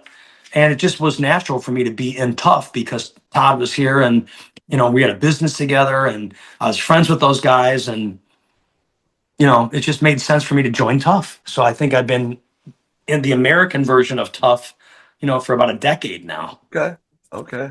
All right. And then, you and Stevie are like two of you guys have so many different things going on. I think you wrote the song Apple Pie that is kind of a cherry pie cover that ended up being covered by a band that Stevie Rochelle was managing, Early Ray. Is that correct? Yeah, yeah. So, I got like my long history of Cleveland. I've got a friend of mine, Enzo, and he was like, "Hey, let's go down to Nashville. Let me take you down." He's a retired drummer, but he's got a big company in town, a lot of money, and he said, "Let's go to Nashville. You know, all these country artists are redoing rock songs. Let's go down there and let's rewrite cherry pie as apple pie, and we'll try to get like Jason Aldean or somebody to put it as the 13th song on the record." And we were thinking that apple pie would take off because of the big, at the time, is that big rush of apple pie moonshine. Yep. You can go to the liquor store and buy like a 40 proof jar of apple pie moonshine, 40 proof. So we went down to this songwriting, like in Nashville, they got these houses, and the houses are songwriting houses, and each room has like a couple couches and a chair, and songwriters meet at these houses, close the door, and they write songs. Well, we had a producer down there named Joe Denham, and me and Enzo and Joe Denham sat down with the acoustic guitar and just rewrote the lyrics to being like down on the farm on the bed of the truck with a girl and the apple pie, and then so we rewrote all the lyrics, and then we went to this major recording studio, and I sat in the office with the producer and I played him the song. He chord charted everything out in Nashville numbers, country style. Then we went into another room and there was a whole band lined up, plugged in, sound check, ready to go, and an engineer. They all got their sheet music. They did like 2 takes and they left. And then we went and ate lunch, and we came back that night for vocals, and we had this guy named, I want to say his name, Adam Cunningham. He was on The Voice, like a killer studio country singer. And he sang it.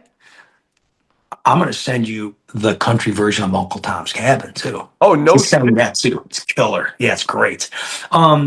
So we're like, this is fantastic, So we have another friend of ours in Nashville, Adrian Michaels, who's really high up in the camp of Jelly Roll right now.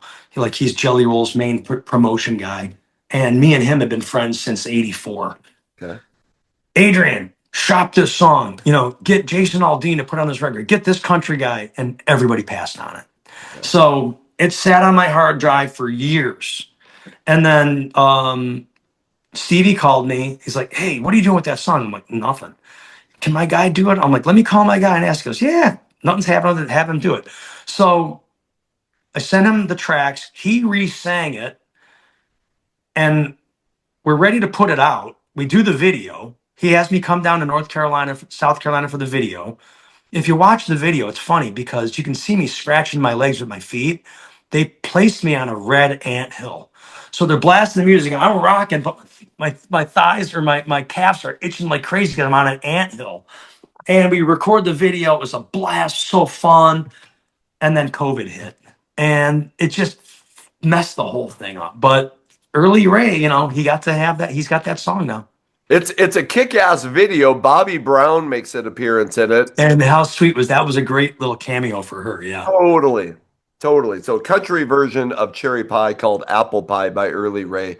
Check it out. Do you have any, like, do you and Stevie ever talk about, hey, let's write some new stuff? Yeah, I do. Me and Todd want to, record some stuff, and I've thrown him some songs, but we talk about wanting to do it, but we just haven't done it yet. Sure. Okay. And the Tuff camp is a little divided. We play the songs that go over well. Todd is way more heavy metal than me and Stevie. So we'd be more like Pantera if it was up to Todd. Yeah. But it's up to Stevie because he's the singer, and we do some metal stuff, and we do more of the pop Tuff stuff, which I think is what goes over better for the band. Right. Todd definitely is the metal driving force of the band. And I don't know if you know this, but Stevie told you Michael Lean's coming back to the band. Yes, I knew that. Yeah, and that's great. And the reason why I wore this is we're gearing up to do some American shows before we leave for the Monsters of Rock cruise this year. I want to go to that Monsters of Rock cruise so bad, and hopefully You guys are in Cleveland. If you played around Minneapolis, even because I'm Yeah. about 3.5 hours from Minneapolis, so I hope to come see you guys play. Well, why don't you make a plan of this? I think in April, we're going to do a rehearsal week and a couple shows in Cleveland. Come on, man. Feed you some smoking rock and roll barbecue, sit in on the rehearsal, go to the gigs with us, do a hair metal guru road report, man. Shit. If you're serious, we'll talk about 100% it. serious. But Yep. absolutely, I would be down with that like you wouldn't believe. All right, we are back for part two because you can never get enough of Billy Morris. So Billy, welcome back. And we had kind of gotten through. We talked about your history with Warrant. We talked about the times with Tuff, but you have so much more going on. I know you Oh, run this business called Smokin Rock'n'Roll. So tell me about this rock and roll food truck that you have. well, one night I was sitting under the stars, barbecuing some food, and I'm kind of, smoking some food, and I'm thinking to myself, man, I kind of like this smoking thing. Maybe I'll start a company where I smoke for you, then I rock for you. And I thought of the name Smoke and Rock and Roll. Yeah. I went back to my wife and said, I got an idea. And she goes, man, it's a good name. I like that idea. So this is about 13, 14 years ago. We ordered a custom built smoker trailer out of Alabama, Yeah. got in her dad's pickup truck and drove all the way down to Alabama, picked it up, made a stop in Nashville, partied a little bit, got back, and I catered a party with my band. It was exactly what I thought I would do. I did like 100 people with pulled pork and brisket, and then my band played. So that's smoke and rock and roll. And Yeah. I started the business with the Tuff, founder, bass player Todd Chason. Yeah. So we were in the studio recording one time, and just meeting him, and he's recording some Tuff tracks for Stevie, and I'm like, what do you do? I like to cook. I'm like, I'm going to sell this bar I got, and I'm going to build a food truck. And he goes, I want to run a food truck. I'm like, all right, man, I'll build it. You run it. So for the past about decade, Todd took this idea that I had and he turned it into two trucks, ice cream trailers, business, hundreds of thousands of dollars a year in revenue, and turned it into what I never envisioned. I mean, he took it to the max, So now, it's a award-winning barbecue company in Cleveland, Ohio. Got really cool sandwich names. The Judas Beef, our brisket sandwich. The Master of Piglets is, instead of pork, it's piglets. Master of Piglets. The Fleetwood Mac and Cheese. You know, well, this is a funny story. Got this big, like, foot-long sausage, barbecue sausage, smoked sausage sandwich, and I named it the Tommy Lee, because come on now. Wouldn't that be a great heavy metal name for a sausage sandwich? Yeah, I'll have a Tommy Lee. And credit goes to Todd's wife, Dana. She always comes up. We're gonna do a brisket sandwich. She's like, oh well, that's gonna be the Judas Beef. She comes up with some other great names. Right. So I got to give Todd Chase on most of the credit for getting it to the level that it got to, because I was always still playing in my bands, and he went full in on this food truck. So the artwork was designed by our friend Noel from formerly the Cartoon Network, Okay. and I told him, I said, think I want a pig playing a guitar, but think Kiss and think big and colorful. So right on our side of our truck, there's a big, his name's Shredder, because you shred a guitar and you shred pulled pork, and he's got a flaming guitar pick and he's rocking. So we've won a bunch of awards locally, and business kind of runs itself now. We don't even take the truck out to do straight sales jobs where you go downtown, open the window, and all right, let's see what we can sell today. It's all Okay. corporate stuff. So a company will call us, we want to feed 100 people. Okay, it's X. We get there, they swipe their credit card, and we only do guaranteed jobs now. Okay. So you said like combined with the rock and roll, you said you did this event, you fed people, you played like how I'm assuming you're not playing rock and roll at every or are you playing? Well, that first event was a buddy of mine, and I played the party before. He had a real big house on Lake Erie, the big patio, and I played it before. And I called him. I said, hey, man, if you pay me in advance, I'll cater your party. So he said, oh, what do you need? I'm like, I need $3,000. So he gave me the money in advance, And that's how it started. I play what I play. Like, yeah, we play mostly rock and roll. Yeah. I played, I did a Smokin Rock'n'Roll event yesterday, and it was bittersweet because it was, it, I booked it going into it thinking that it was a nursing home. And the lady had said, yeah, we got like 100 employees. We're going to pull the truck up and feed all the employees. Then I'm going to have you play a concert afterwards. So Yeah. I do a single with backing tracks. So microphone, guitar amp, backing tracks with all my rock songs, and I play a single. Sure. So I fed all the employees, fantastic. And then I go to set up into the room, and I realize, I'm not playing for the employees. I'm playing for the residents of this nursing home.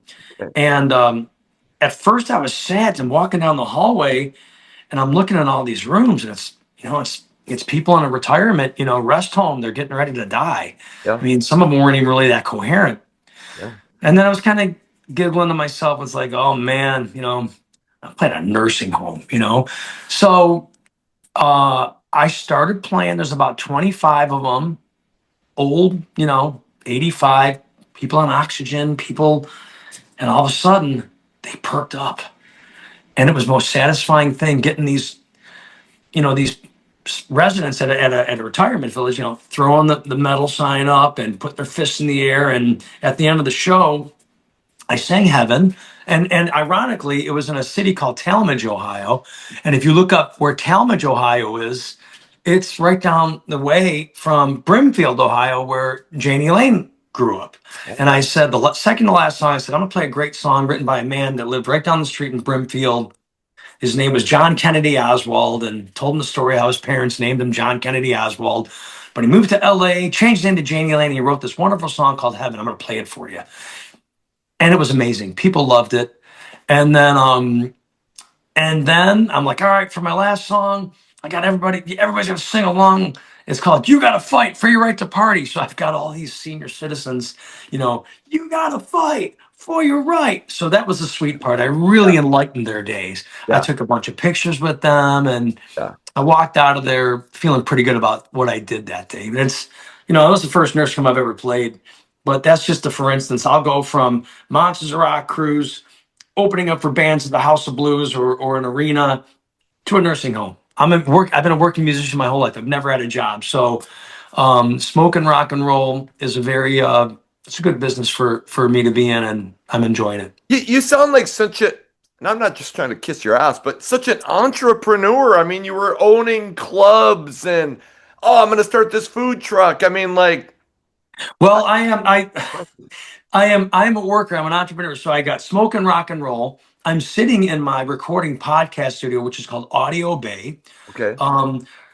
I'm opening up Smokin Rock'n'Roll Barbecue to Go. In between Audio Bay and Smokin Rock'n'Roll is going to be the Hi-Fi Music Lounge, a little speakeasy.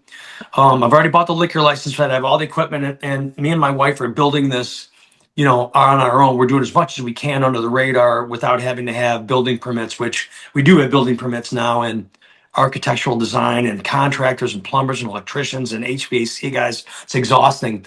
Yeah. On top of 3 kids, 13, 12, and 8, on top of motocross racing with my oldest boy, coaching football, 3 square meals a day because my wife can't cook. I'm busy. I'm an entrepreneur. I'm doing what I can do, Tell me about this Audio Bay recording studio. Like, are you working with bands? Tell me about that. Yeah. So you can see everything on my website, bayrocks.com. You can scroll down. It's got Smokin Rock'n'Roll, Audio Bay, Billy Morris Band, soon to be Hi-Fi Music Lounge. It's a really fun, kick-ass looking modern recording studio. I record bands. I record single people. Like, I do a lot of songwriting with local people. Like, I have a couple that comes in. They come in every Thursday at 10 or 11 o'clock. They come in with their lyrics, and the husband will say, all right, this one's going to be like AC/DC. This one's going to be like Pat Benatar. This one's, and I write in the vein that they want to do.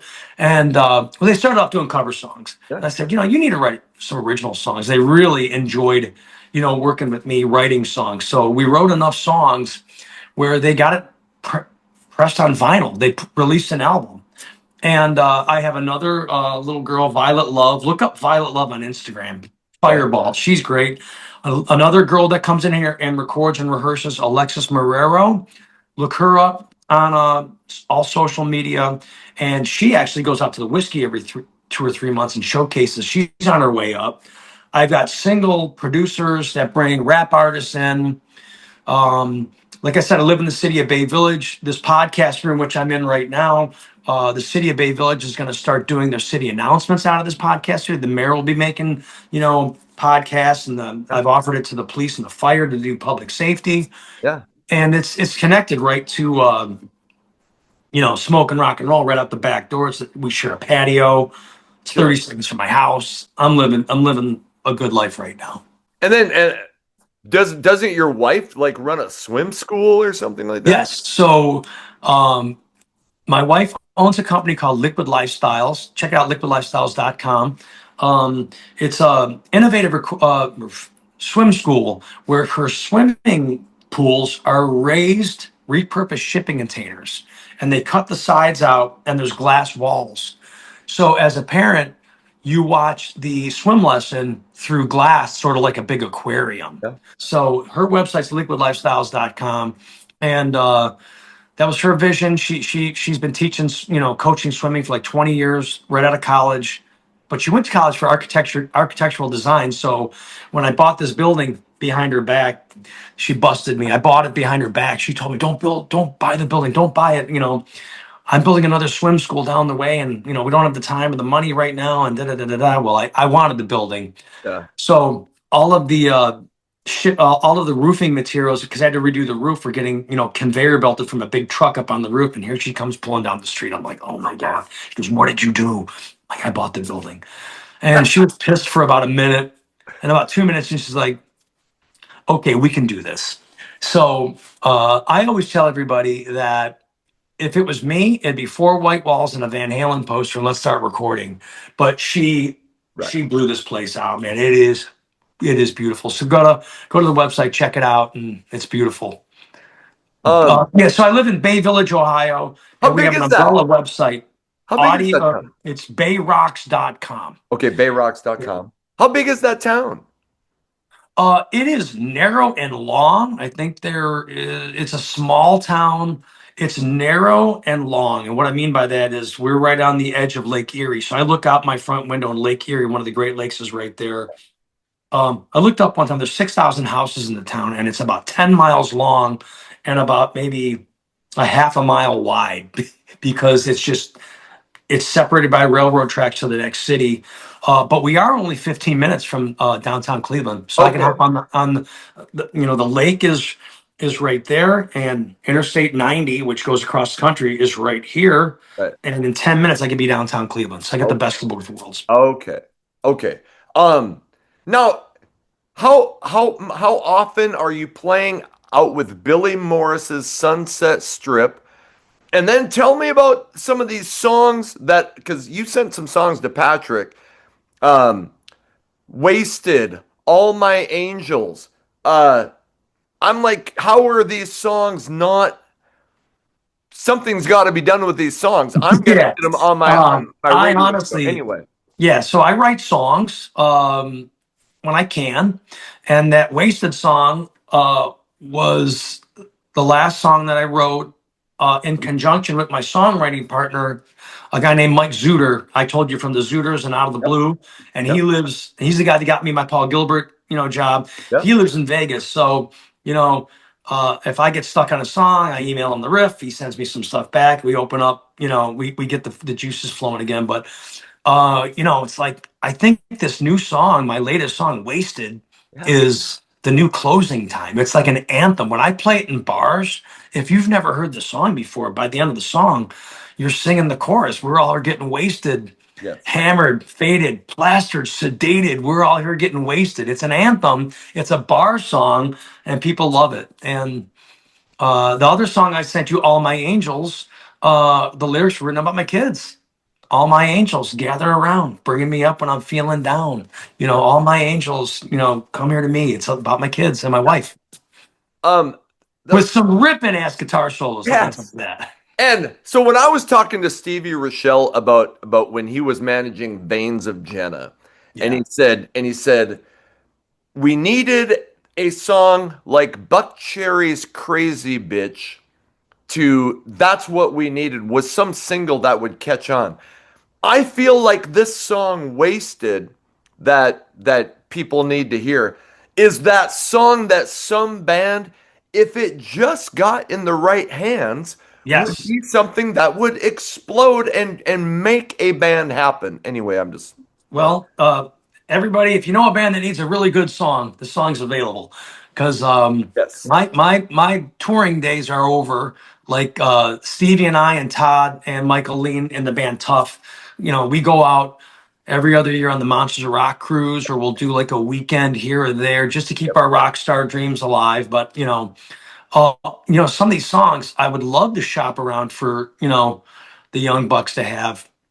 Did I send you a song called Life in America? No. Oh, that's another one. Okay.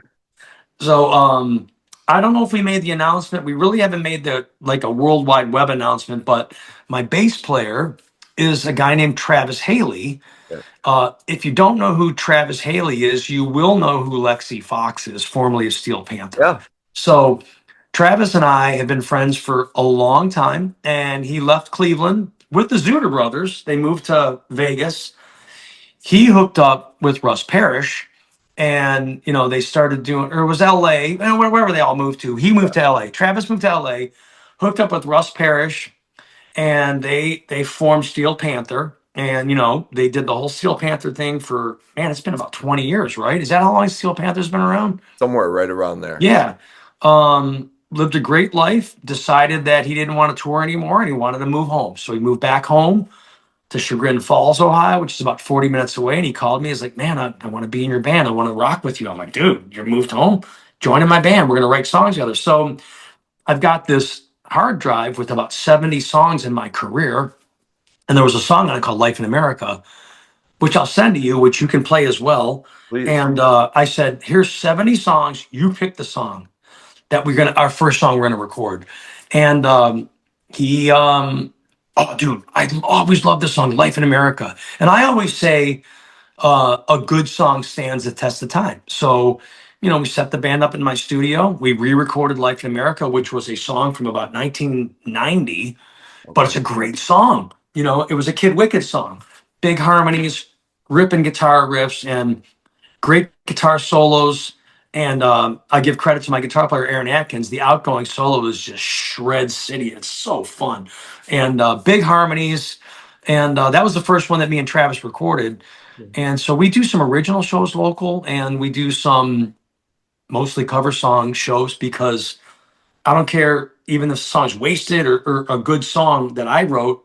If I go cherry pie, pour some sugar on me, and the dance floor is packed, and I go into original and not even say it's an original, if the girls don't know what it is, they just scatter. It's a sad thing, but I've accepted it.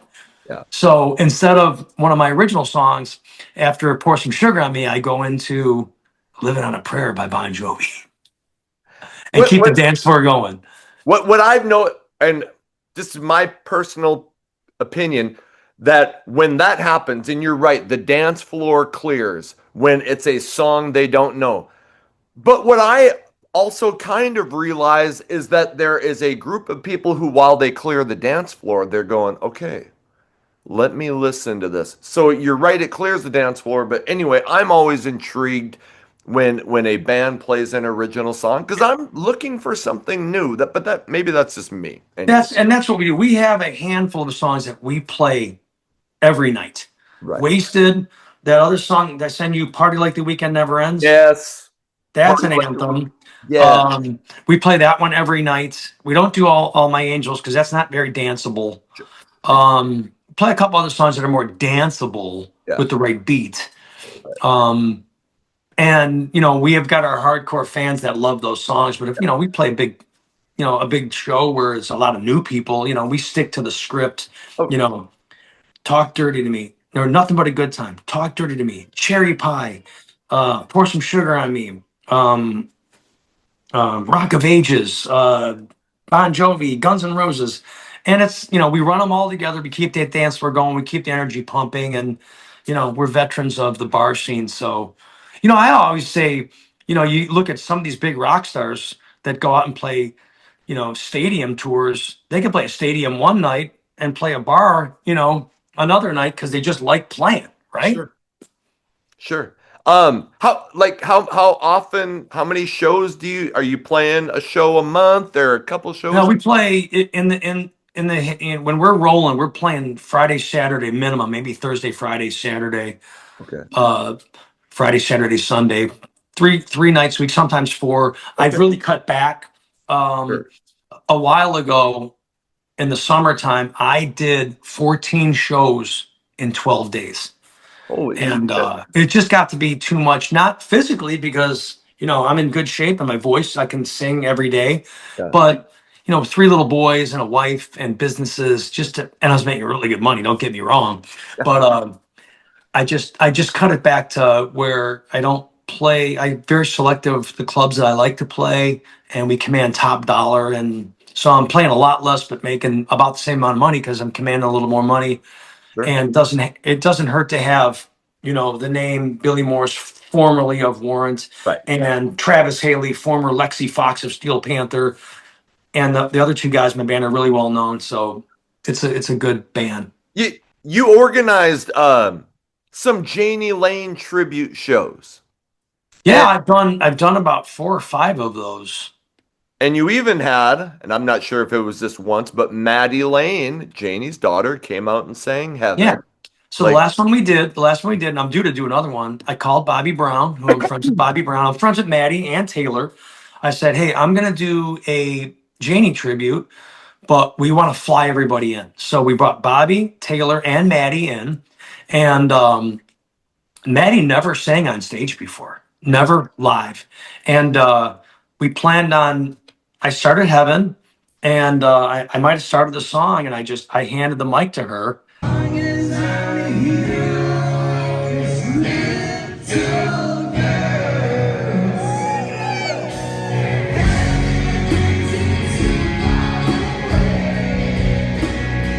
And oh my lord! And that went viral, not yeah, because of me, but Janie's daughter singing Heaven. She did a beautiful job. It was such an honor and a really good heartfelt thing to have his two daughters and Bobby up there. You know, there was a moment, there was an energy in that room, and Sean was playing keyboards, yep. and I've actually other Janie tributes I've done where I flew Mike Fasano in as well. Yeah. He wasn't on this one, but he's always welcome. Mike gave me a great pork pie drum kit, and all the cymbals and the hardware got kind of beat up. So he's got his East Coast hardware and cymbals that nobody touches. But when he comes in town, I store it for him. And he's always got that. But getting back to Maddie, that was an amazing night. What does Fasano do now, or where is he at right now? Uh, he is the drummer now for Tiger Army. Okay. Okay. You I know know that. of that band. I know of Oh, in their band and their genre, they're huge. that. It's a great band for me, and plus, he's like the drum doctor in LA. So if a big band is recording, they'll call Mike, and he's probably got 20 different snare drums to choose from, and he'll go in, set up a kit, tune it up, have a bunch of snare drums for them to switch snare drums. So if he's not touring with Tiger Army or playing local gigs, he's in the studio. Tuning drums, teching drums. He's the drum guy of LA. Um, Maddie has put out covers. She did Stronger Now, which I have tattooed on my arm. I can't remember if I told you that, but that's a very important song to me. And she has expressed, she's like, I would be interested in doing more music. She's obviously got a great voice. She's beautiful. She's, the daughter of a legend. Have you guys ever talked about? We did talk about bringing her in and doing it. We haven't yet, but a friend of mine, he's got a band named Yellow Number Five, Jeremy Lucas. He did fly her in and wrote a song with her, so you can check that out. Yeah. But we've talked about it, but we haven't done it yet, Sure. and I would love to. Sure. Okay. And then I can't remember if I asked this. You obviously did a lot with Jani Lane. Do you have any, because I know fans would freak about this, any songs with Jani singing that have never been heard. I mean, I do. I said earlier, I think that I wrote three with him, and he when he did Saints of the Underground, that's right. he they liked the one. It was detuned. It was more heavy metal. The other two a little poppier. Yeah. Um, and I have those in the vault. Um, they're great songs. He could write a song every day. Yeah. The one's called Perfect Day. And the other one, I forget the name of it, but I have them in my computer. I'll send those to you as well. They're amazing. I don't know what to do with them. I guess they're property of his daughters. Really, I would give them to them. I would Yeah. never want to. I would never want to. Of course. Release them and make the money. Anything that he wrote, and he wrote the majority of that stuff, I would give to the daughters. Maybe that would be a good one for Maddie to sing. Right. And I'm finishing. I have part 3 with Rick Steyer tonight. Tell him I said hi. I will. That's going to be a 4-hour interview. Anyway, he's talking about, the Jabberwocky, all these songs that I feel like should get a proper release, even if, if somebody does a 1,000 unit vinyl issue. It would sell. It would sell. It would sell. Anyway, so I know fans would freak out if you heard like, wow, there's a couple unreleased Jani Lane songs. So that would be awesome. Yeah, for sure. What else? Okay, what did I miss? And I know we did over 2 parts, but what are there any other businesses that you're running or things that I didn't talk about that you're like, hey, I'd like to let people know about this? Well, it's everything is under that Bay Rocks website, and that's definitely my future because I'm buying this. I'm paying for this building. So Yeah. the restaurant is going to be Smokin Rock'n'Roll to go with ice cream. I'm next to a park, and is pickleball a thing where you live at? Ever heard Oh of yeah. pickleball? Oh yeah. Right next to me, they built 8 pickleball courts, which are sold out from like after work 5 to 11 o'clock. There's a line waiting to get on those. Then there's a playground. There's a little league baseball thing. So I carry ice cream as well. I'm going to be carrying branded barbecue sauces and branded hot sauces and branded spices. And I would really like to be like the go-to for rock and roll sauces. Like I know Stephen Piercy did some hot sauce, and I will find out other rockers. I want to carry all that stuff. Yeah. I'm gonna try to start, the Billy Morris uh, talks to interesting people podcast as well. But really, I built this podcast studio for the city for Yeah. anybody to come in and do their podcast. A community podcast center along with recording studio. Once I get this building built, I'll relax a little bit. But it's like, and mostly it's all about my kids. Just bought a brand new dirt bike last week. Yeah. Kid, 13 years old, kicked dad's ass on an 85. I'm on a full size bike. He's on an 85. He caught me and passed me. He's like, Dad, this bike's too small for me. And with his tennis shoes on, he's taller than me. He's 13. All right. So I just bought him a $5,500, dirt bike, and he's ripping that thing. Although it's going to be snowing, so and by the time he starts riding again in the spring, he'll be that much faster and taller than me. Taking my boys fishing. We live right on Lake Erie, so I'm really just living a good life. So I guess I just and I guess once the hectic thing of building this thing, like I said, I've got all those songs in my hard drive. I want to start releasing songs, re-recording some of the older ones, really recording some of that All My Angels is a demo. That's a demo of that song. Yeah. I did the best I could with it. And I'm always writing riffs and writing songs and having, phone recordings. Oh, I got this great idea, and then go back. So yeah, I guess my passion is recording and writing songs. It's a little hectic right now. I'm busy, but I'll be releasing a lot of stuff. Especially Travis and I work so good together. We're in the same music with the same vocal harmonies and we like melodies, and we'll look at each other. Yeah, that's going to be good. So yeah, for sure. Well, Party Like the Weekend Never Ends. I know that's on YouTube. Is it on YouTube? I'm sure it's on YouTube. It is, yeah. So, yeah. And Wasted. So, like, I mean, you just have like a knack, kind of like Jani Lane, for writing stuff that sounds anthemic. So I can't wait to hear more. And I think bands should reach out to you if they're looking for that style of song. So Well, that would be amazing. A guy that was a fan of mine contacted me. He's like, "Man, I want you to record my record." I'm like, "Okay, where do you live?" "I live in Maine." I'm like, "Okay, well, come on in." So three of the guys flew. The other guy couldn't fly because he didn't have an ID, so he took a bus. They came in, they recorded 10 songs, they flew back home. I'm in the middle of mixing it right now, but hey, if you want to fly in, there's hotels right down the street. Let's make a record.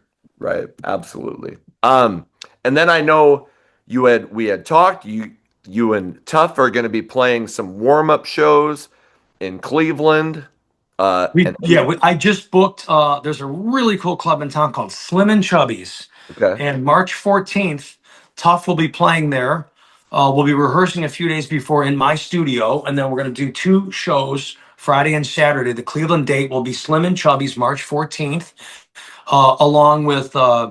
We always do it like this. We get a couple bands to play before. There's a really good band called Priscilla. They're local legends around here back in the day. If you look up a guy named Brad Slitt on Facebook, he was he started Priscilla back in the day. So they're gonna play too.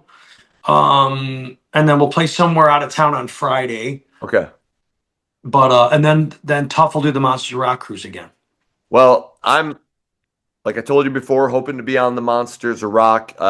We had talked about coming to Cleveland. That would be a shit kicking blast to come to Cleveland and see you guys playing some clubs. But It'd be so fun. You're more than welcome. Be my guest. that would be phenomenal. I know, okay, we talked about you have bayrocks.com. There's billymorrisband.com. I know you're probably is there any other things that I'm missing that I should be putting in the description for people to be following along with you? Well, no, it's those four things. I think the Hi-Fi Music Lounge is under Bayrock's umbrella. So it's Bayrock's LLC. That's my business. Yep. Bayrocks.com is my website, and everything I do is under that. Okay. And it's a pretty cool website. I give my wife credit. She was like, "You need a website," and she learned web design in a matter of 2 weeks and made that website. It's how amazing she is. It's like if you follow if you're like you got to go back. I don't know. You got to go back and follow some of the Facebook posts, but she's up on a ladder with a nail gun and a chop saw and doing. I'm like, "Leah, we're posting these videos. Everybody's gonna think that you do all the work," and she's like, she's an amazing designer, and she will get her hands dirty and her feet wet. We cut concrete together for the plumbing. We had hazmat suits on when we bought the building. The roof had caved in, so there's black mold there. We're pressure washing and tearing down drywall and ripping out furnaces and ductwork with hazmat suits on. So then she cleans up and looks like a flipping supermodel. So I'm a lucky guy. You are, because I looked at your Facebook page. Your wife is gorgeous. Anyway. Oh, thank you. I just, I did a really cool thing Thursday night. A foundation called Rec to Connect. It's a foundation in Cleveland with some local people, and it brings inner city kids and disabled kids together for sports, and they sponsor and get these kids to do sports. These disabled kids, and we do a celebrity bartending night every year, and it's all of the local celebrities, the TV celebrities, and the newscasters and the sportscasters. And I'm the token rock guy, But I bring a guitar down. Everybody signs it. Right. And this year for Rec to Connect, we raised $98,000 for this program for kids. Wow. Damn. Every year I get my good friend Bernie Kosar to sign the guitar, and he couldn't do it this year because he was sick. He just got a liver transplant 2 days ago, and he's perking back up. So prayers for my friend Bernie Kosar. He's local hero for the Cleveland Browns, and he got a liver transplant, and he's bouncing back. I've been following his story on X or Twitter or whatever. Yeah. And because he's been sending these updates about this liver transplant, and the guy just seems like he has such a positive attitude in the face of adversity. It's been amazing. So I'll tell you a great story. So I'm one of the house guitar players for the Cleveland Browns. okay. So I come down, I go out on the field, I start shredding. The hype video goes. I'm shredding along to it. You know, the bombs are going off. And then, um, and then it stops. And then I run into a stage in the end zone, and they open the gates, and I go into hell. The Hell's Bell starts. The bell, you know, gong, gong, and I go. "Ah, ah, ah, ah." I start Hell's Bells, and then the gates open. The team runs out. All right, so I'm ripping guitar solos on the jumbotron. They're going back and forth to me and the team. And it was pretty cool because I was in the tunnel, and Jimmy Haslam, the owner of the Browns, fist bumped me. You know, I'm like, holy Yeah. shit, owner of the Browns. And then these arms come around me. And one of the times it was Bernie Kosar. It's like, he's my hero. You know, I grew up Wow. watching Bernie play football. Yeah. And it was pretty cool. I'm a diehard Browns fan, diehard Cleveland sports fan. And I don't know, man. I don't see a light at the end of the tunnel, but I'm still like always going to be a diehard Browns fan, you know. That's a But that's an amazing. That's amazing. yeah, I've Um, played for the Indians. I've played down for the Cavaliers. yeah. Had the food trucks at Cavs games, Cleveland Browns games, Yeah. and just for a local guy to be able to play gigs for your local sports teams is such an honor. I'm a sports guy, so it's Yeah. pretty cool. Totally. And I knew Jani was the same way. He was a major sports fan. I mean, I heard he was kind of a sports star. He was a sports star in Brimfield, Ohio, and I'll tell you this right now: if we used to play, touch football in between the buses, we'd have football games. Nobody's beating Cleveland boys, man. No, nobody's beating Ohio boys. We would rock that football. What did he play? What position did he play when he was playing? I think he played quarterback. What I thought I And he was heard. a baseball star. I think he was quarterback, and he was a tough motherfucker too. I've seen him throw down. Yeah. I've seen him throw down. Here's a great little story. Yeah. So, have you ever heard that he had his own club in Orlando, Florida, called Jani Lane Sunset Yes. Strip? Yes, I did. Well, I told you my friend Jeff Hare, that sound man, that world famous sound man, the guy that introduced me to Jani, he was Warrant sound man for a while. He was Warrant sound man when that club got built, and he called me. He's like, "Hey, why don't you come on down for a week? Help me build this club." He wasn't building the club; he's putting in the live sound system and the light show and building the stage. Yep. And then your band can open for Warrant on the debut on the grand opening night. I'm like, we're on our way. So we got in my blue van, hit a deer on the way down. One headlight hanging. We made it to Orlando, Florida, and we were playing. We opened up. It was the first night was the All-Star Jam. So Warrant played. Firehouse was there. Nico McBrain was there. Gene Simmons was there. George Lynch. Oh, God, great story on that one too. George Lynch was there. It was like an all-star jam, and this was years before I joined Warrant, but I jumped up there, grabbed a guitar. We did Whole Lot of Rosie. He's like, "You know this?" I'm like, "Yeah, I know this." We did Whole Lot of Rosie. Funny story: George Lynch goes up to play, and there's two guitar players. One had a Les Paul, the other guy had a guitar with the upside down neck and a whammy bar. So obviously George is going to go for that guitar. They start ripping. George is going crazy on the whammy bar, and the guitar like completely goes out of tune. He just takes the guitar off, throws it in the crowd, and walks off the stage.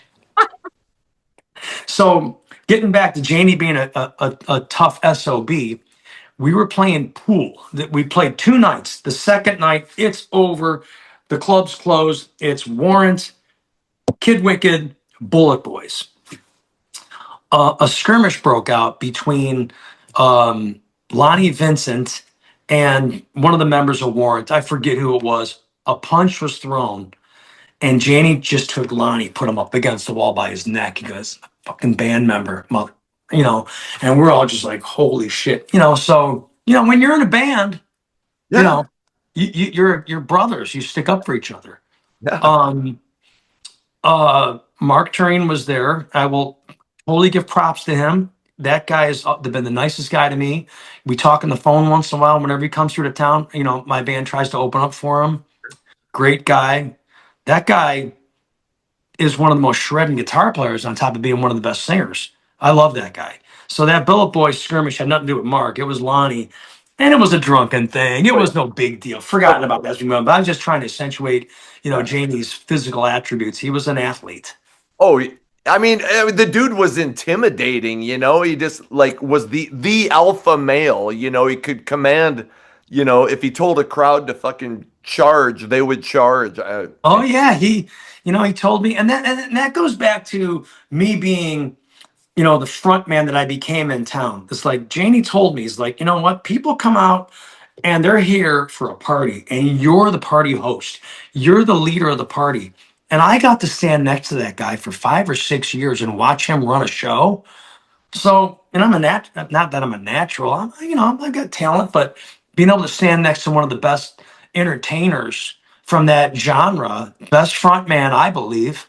You Yeah, know, I put Janie up top. Steve Whiteman was my favorite. You know, um, those two guys to me were entertainers on top of being amazing vocalists. D. Snyder, he had his way. D was a spectacle on top of being a great singer and a front man and engaging the crowd. You know, I teach a lot of younger people things that Janie taught me, like this little girl that's recording my studio, Alexis Marrero. You know, I'm like, you got to stop being a DJ on stage and you got to be more of a front person. yeah. What do you mean? All right, anybody like Nickelback? We're gonna play a Nickelback song for you. This next song's by this. I hope you like it. No, you gotta lead the charge. You gotta party. And another thing he taught me, and this makes a lot of sense. All you band members out there, take this. If you got to the end of this interview, find the light on stage. You're never gonna play every single night with 80 par cans aimed perfectly. So sometimes you're going to play a club with 6 lights in the ceiling and there's dark spots. Don't stand in the dark spot. Find the light. Get in the light. We play. Here's another great story. Played Alvaro Sevilla. This was Kid Wicked opening for Warrant New Year's Day. Alvaro Sevilla, legendary club in Columbus. Have you ever heard of that club? It's That's famous, right? that's the club where Dimebag Darrell was. It is, and it's no longer there. They just tore it down. Yep. Um, we opened up for Warrant, and they went to the Titty Bar before, and this was '93. Okay, and they were not coming back on time. So normally a band plays 40 minutes, 45 minutes as an opening act. Yeah. 45 minutes, keep going. They're not back yet. Play a couple more songs. Keep going. They're not back yet. Finally, they show up. Place is sold out. It was insane. They go on stage. They're kicking ass. They go into American Band. And Janie, he would always throw me the wireless mic. He threw me the mic. I sang the second verse. He took the mic back and tossed me into the crowd. I'm crowd surfing, but I'm a 150-pound kid, maybe 140 back then. But he took me by my pants and my shirt and just threw me into the crowd. And I guess normally if you get thrown into the crowd, I don't know if you'd be happy about it, but if Jani Lane throws you in the crowd, that's a moment, right? How Right. fun. And so many stories. The more I talk to you, the more fun things come back. Oh, I don't want to ever talk, you know, we know that he died from alcoholism. We know that he was a train wreck at certain points, but I like to look at Janie at all the fun parts. Here's a fucked up story. So I own this club while we were on tour. I own a club called the Hi-Fi Club, which is also going to be the name of my speakeasy, the Hi-Fi Music Lounge. Got a really cool logo. I saved the sign. So that's why me and my wife are like, why don't we call it the Hi-Fi Music Lounge? We're gonna specialize in spinning vinyl. So we were out on the road and we both had a love for cooking. And he taught me a lot of some of my recipes when we would get back to the bar. We'd be out on the road. And when you're out on the road, that hour on stage is amazing. But sometimes that other 23 hours around that hour, what do you do? So we sit in a hotel room, you know, Sports Center, fifth episode of Sports Center. Then we start talking cooking. And he's like, man, I love to cook. I'm like, we talked about getting back to the club and just cooking. We love to cook. Chicken wings, wing sauces, Jani Lane's Captain Morgan's barbecue sauce. I'll tell you right now, Jani Lane made awesome buffalo sauce. And I'll tell you his secret. He had a base buff hot sauce that he would only use. He wouldn't use Frank's Red Hot. Yeah. He wouldn't. It was Crystal hot sauce. You can find it in Walmart. That Okay. was Jani Lane's base for the Jani Lane buffalo sauce. Right. So we're, we get back off the road. He comes to the club. We're cooking. We're making burgers. We're recording at a little studio in the basement. We're making wings. We're designing wing sauces. This asshole, Jani Lane's in there, flipping a burger for himself or for me, or we're making burgers. This guy takes an Instamatic camera and goes click and put that up online. Matt Pinfield, that bald fuck from MTV, goes on MTV. He's like, oh yeah, man, how the mighty have fallen. Jani Lane's now flipping burgers in his guitar player's nightclub. Jani was so fucking mad at me. I'm like, dude, I didn't do anything. Somebody just did that. So I think at that point, he kind of learned that he had to kind of stay out of certain areas not to get the wrong message taken. And it's like I like to think of the happy times of Jani, playing football, cooking food, going to his house. I remember when we got back, he's like, just come to my house. I'll give you samples of everything I got. It's like, oh man, his tuna melt. Oh, the mouth's watering. He made me a tuna melt. He made me wings. We did burgers. We did his Jani's Captain Morgan barbecue sauce. It was amazing.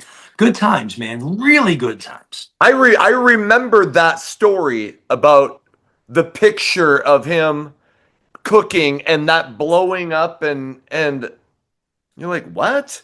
Like, Exactly. It was bullshit. The dude was a bona fide rock star, super rock star. And dude, don't tell me Bon Jovi don't flip a burger now and then.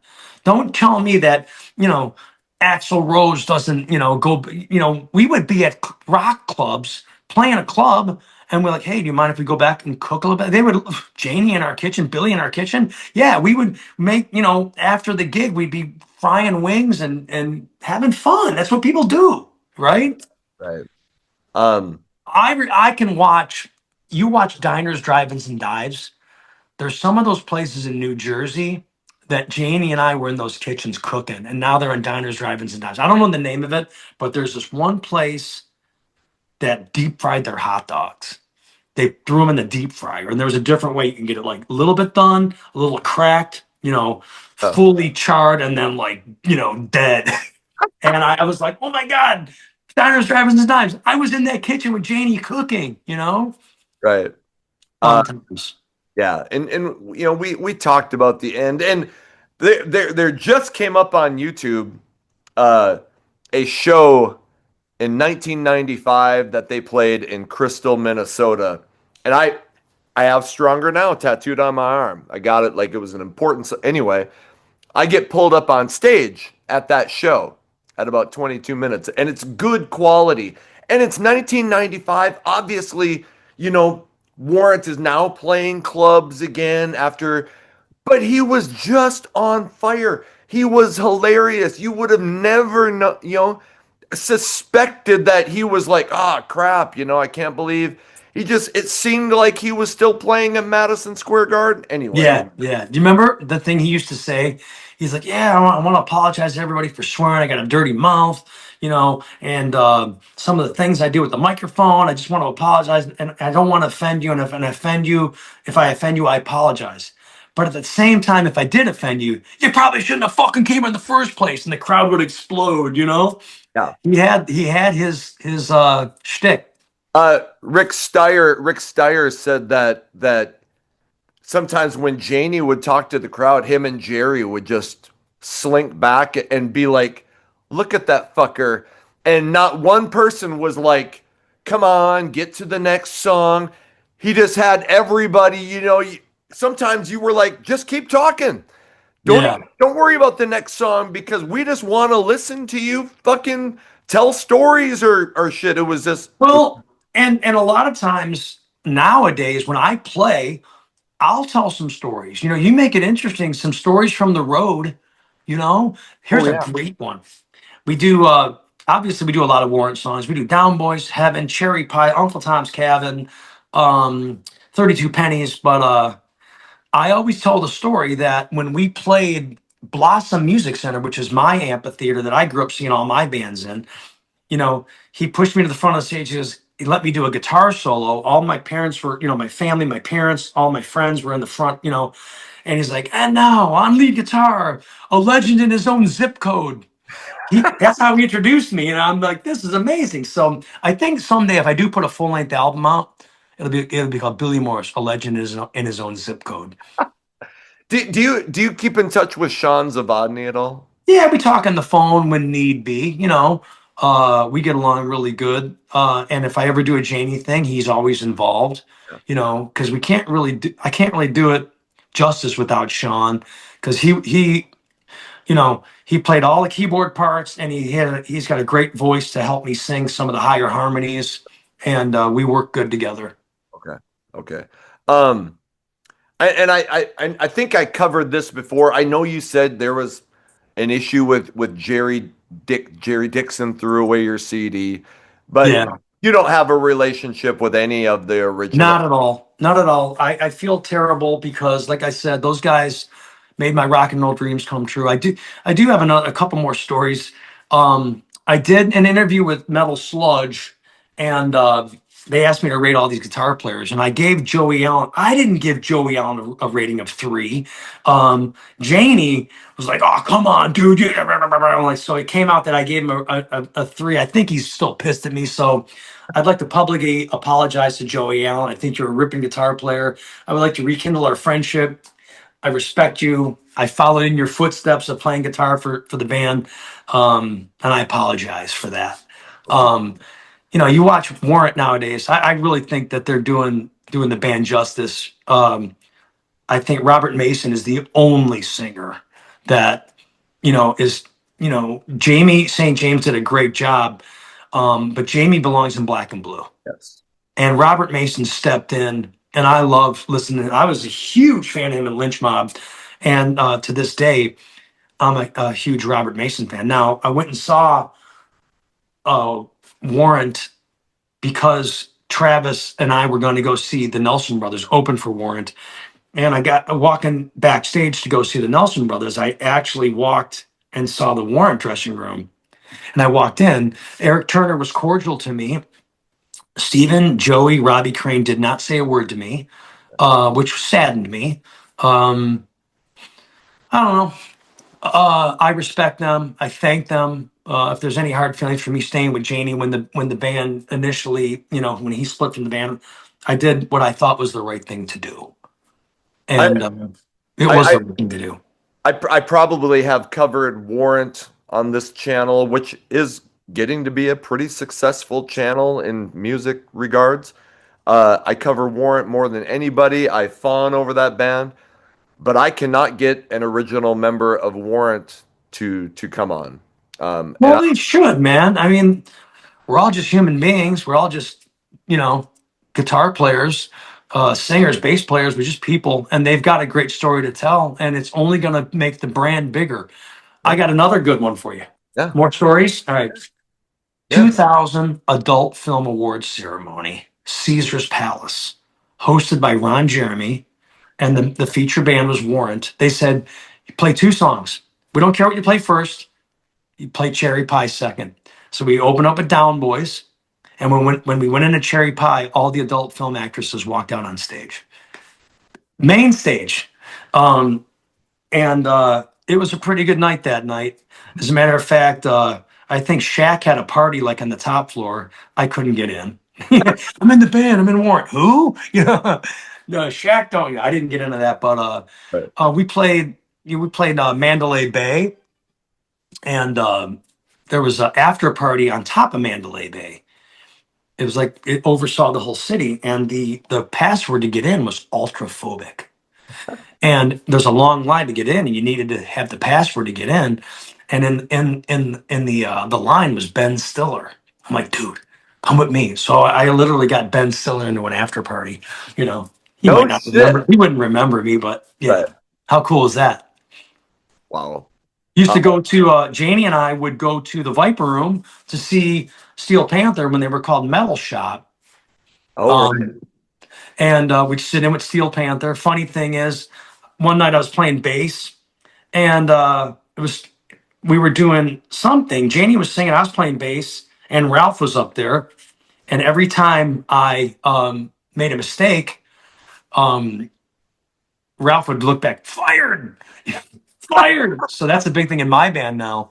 When Right. you make a mistake, fired. Do you talk to Dave Brooks from Yeah. Slam Platters? Oh yeah. Okay. Oh yeah. You still see him? Yeah. I talk to Dave Brooks. He's like a big brother. We talk all the time. As a matter of fact, he just did a song with his daughter in here. Dave has been in studios his whole life, and it was with Warrant, with Janie when they did Cherry Pie. He's got a lot of really cool recording techniques, and he did a song with his daughter. I'll let him tell the title of it, but he did over 100 vocal tracks for this song. Like many different harmonies, super stacked harmonies. That's another thing Janie taught me, a lot of professional recording techniques. Like we would triple track vocals. The first one you'd sing right on the mic. The second one you sing on this side of the mic. The second one you would sing on this side of the mic. Little things like that, that you would never really think of. But, when I guess you're on the level of Warrant, working with Bo Hill and Michael Wagner, you pick up on some of these things. And so, not that I got to do those records with them, but a lot of those techniques, Janie and Dave Brooks taught me. So it's pretty cool to learn some of that stuff. I just watched this interview with Dave Brooks, and it's like they're talking about Cleveland music legends and all this. And he said that he was with Janie the night that he got a phone call from Donnie Einer saying that they needed another single. Yeah. And he goes, so I drop Janie off. I make it home. We're all wasted. Janie calls me the next morning at 10 o'clock and says, I have the song. You need to come help me. And that was the night that Cherry Pie was. Anyway, I'm just like, I was floored. I'd never heard that story before, but. Oh yeah, definite. Like Janie looked up to Dave Brooks, 100%, 100%, and rightfully so. The guy still at this day can sing his ass off. He's got a beautiful voice. He can scream like Judas Priest and then sing like Prince. He can sing love ballads. He's amazing. Yeah. So I'm looking forward to hearing that story. Is there anything else? Man, we could just keep talking. I just like to end with, I appreciate you, thinking I'm worthy for this channel because, a lot of big people on this channel, but I do have a good story to say.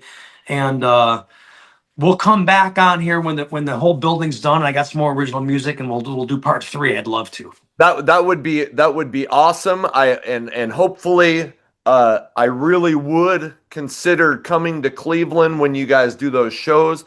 Even if that doesn't happen, I plan on being at Monsters of Rock, and either way, maybe we can catch up and you guys can let me know how things were going there.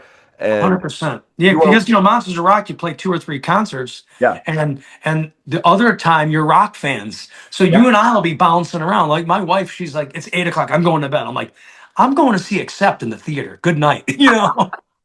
That sounds phenomenal. I will have all of your websites, your social medias down below. Everybody needs to go keep up with what you are. Just a renaissance man. I actually, and I'm not just saying this, I feel inspired, like all the stuff that you do, and you're like, and then I did this, and then I'm like, screw it, I'm gonna start this business. And I'm like, man, that just inspires me. Billy Morris, it has been a pleasure having you on the show. Oh, thank you, my friend. It was so fun to talk. That the hours go by fast talking to you, and I feel like we've got more to come, and I can't wait.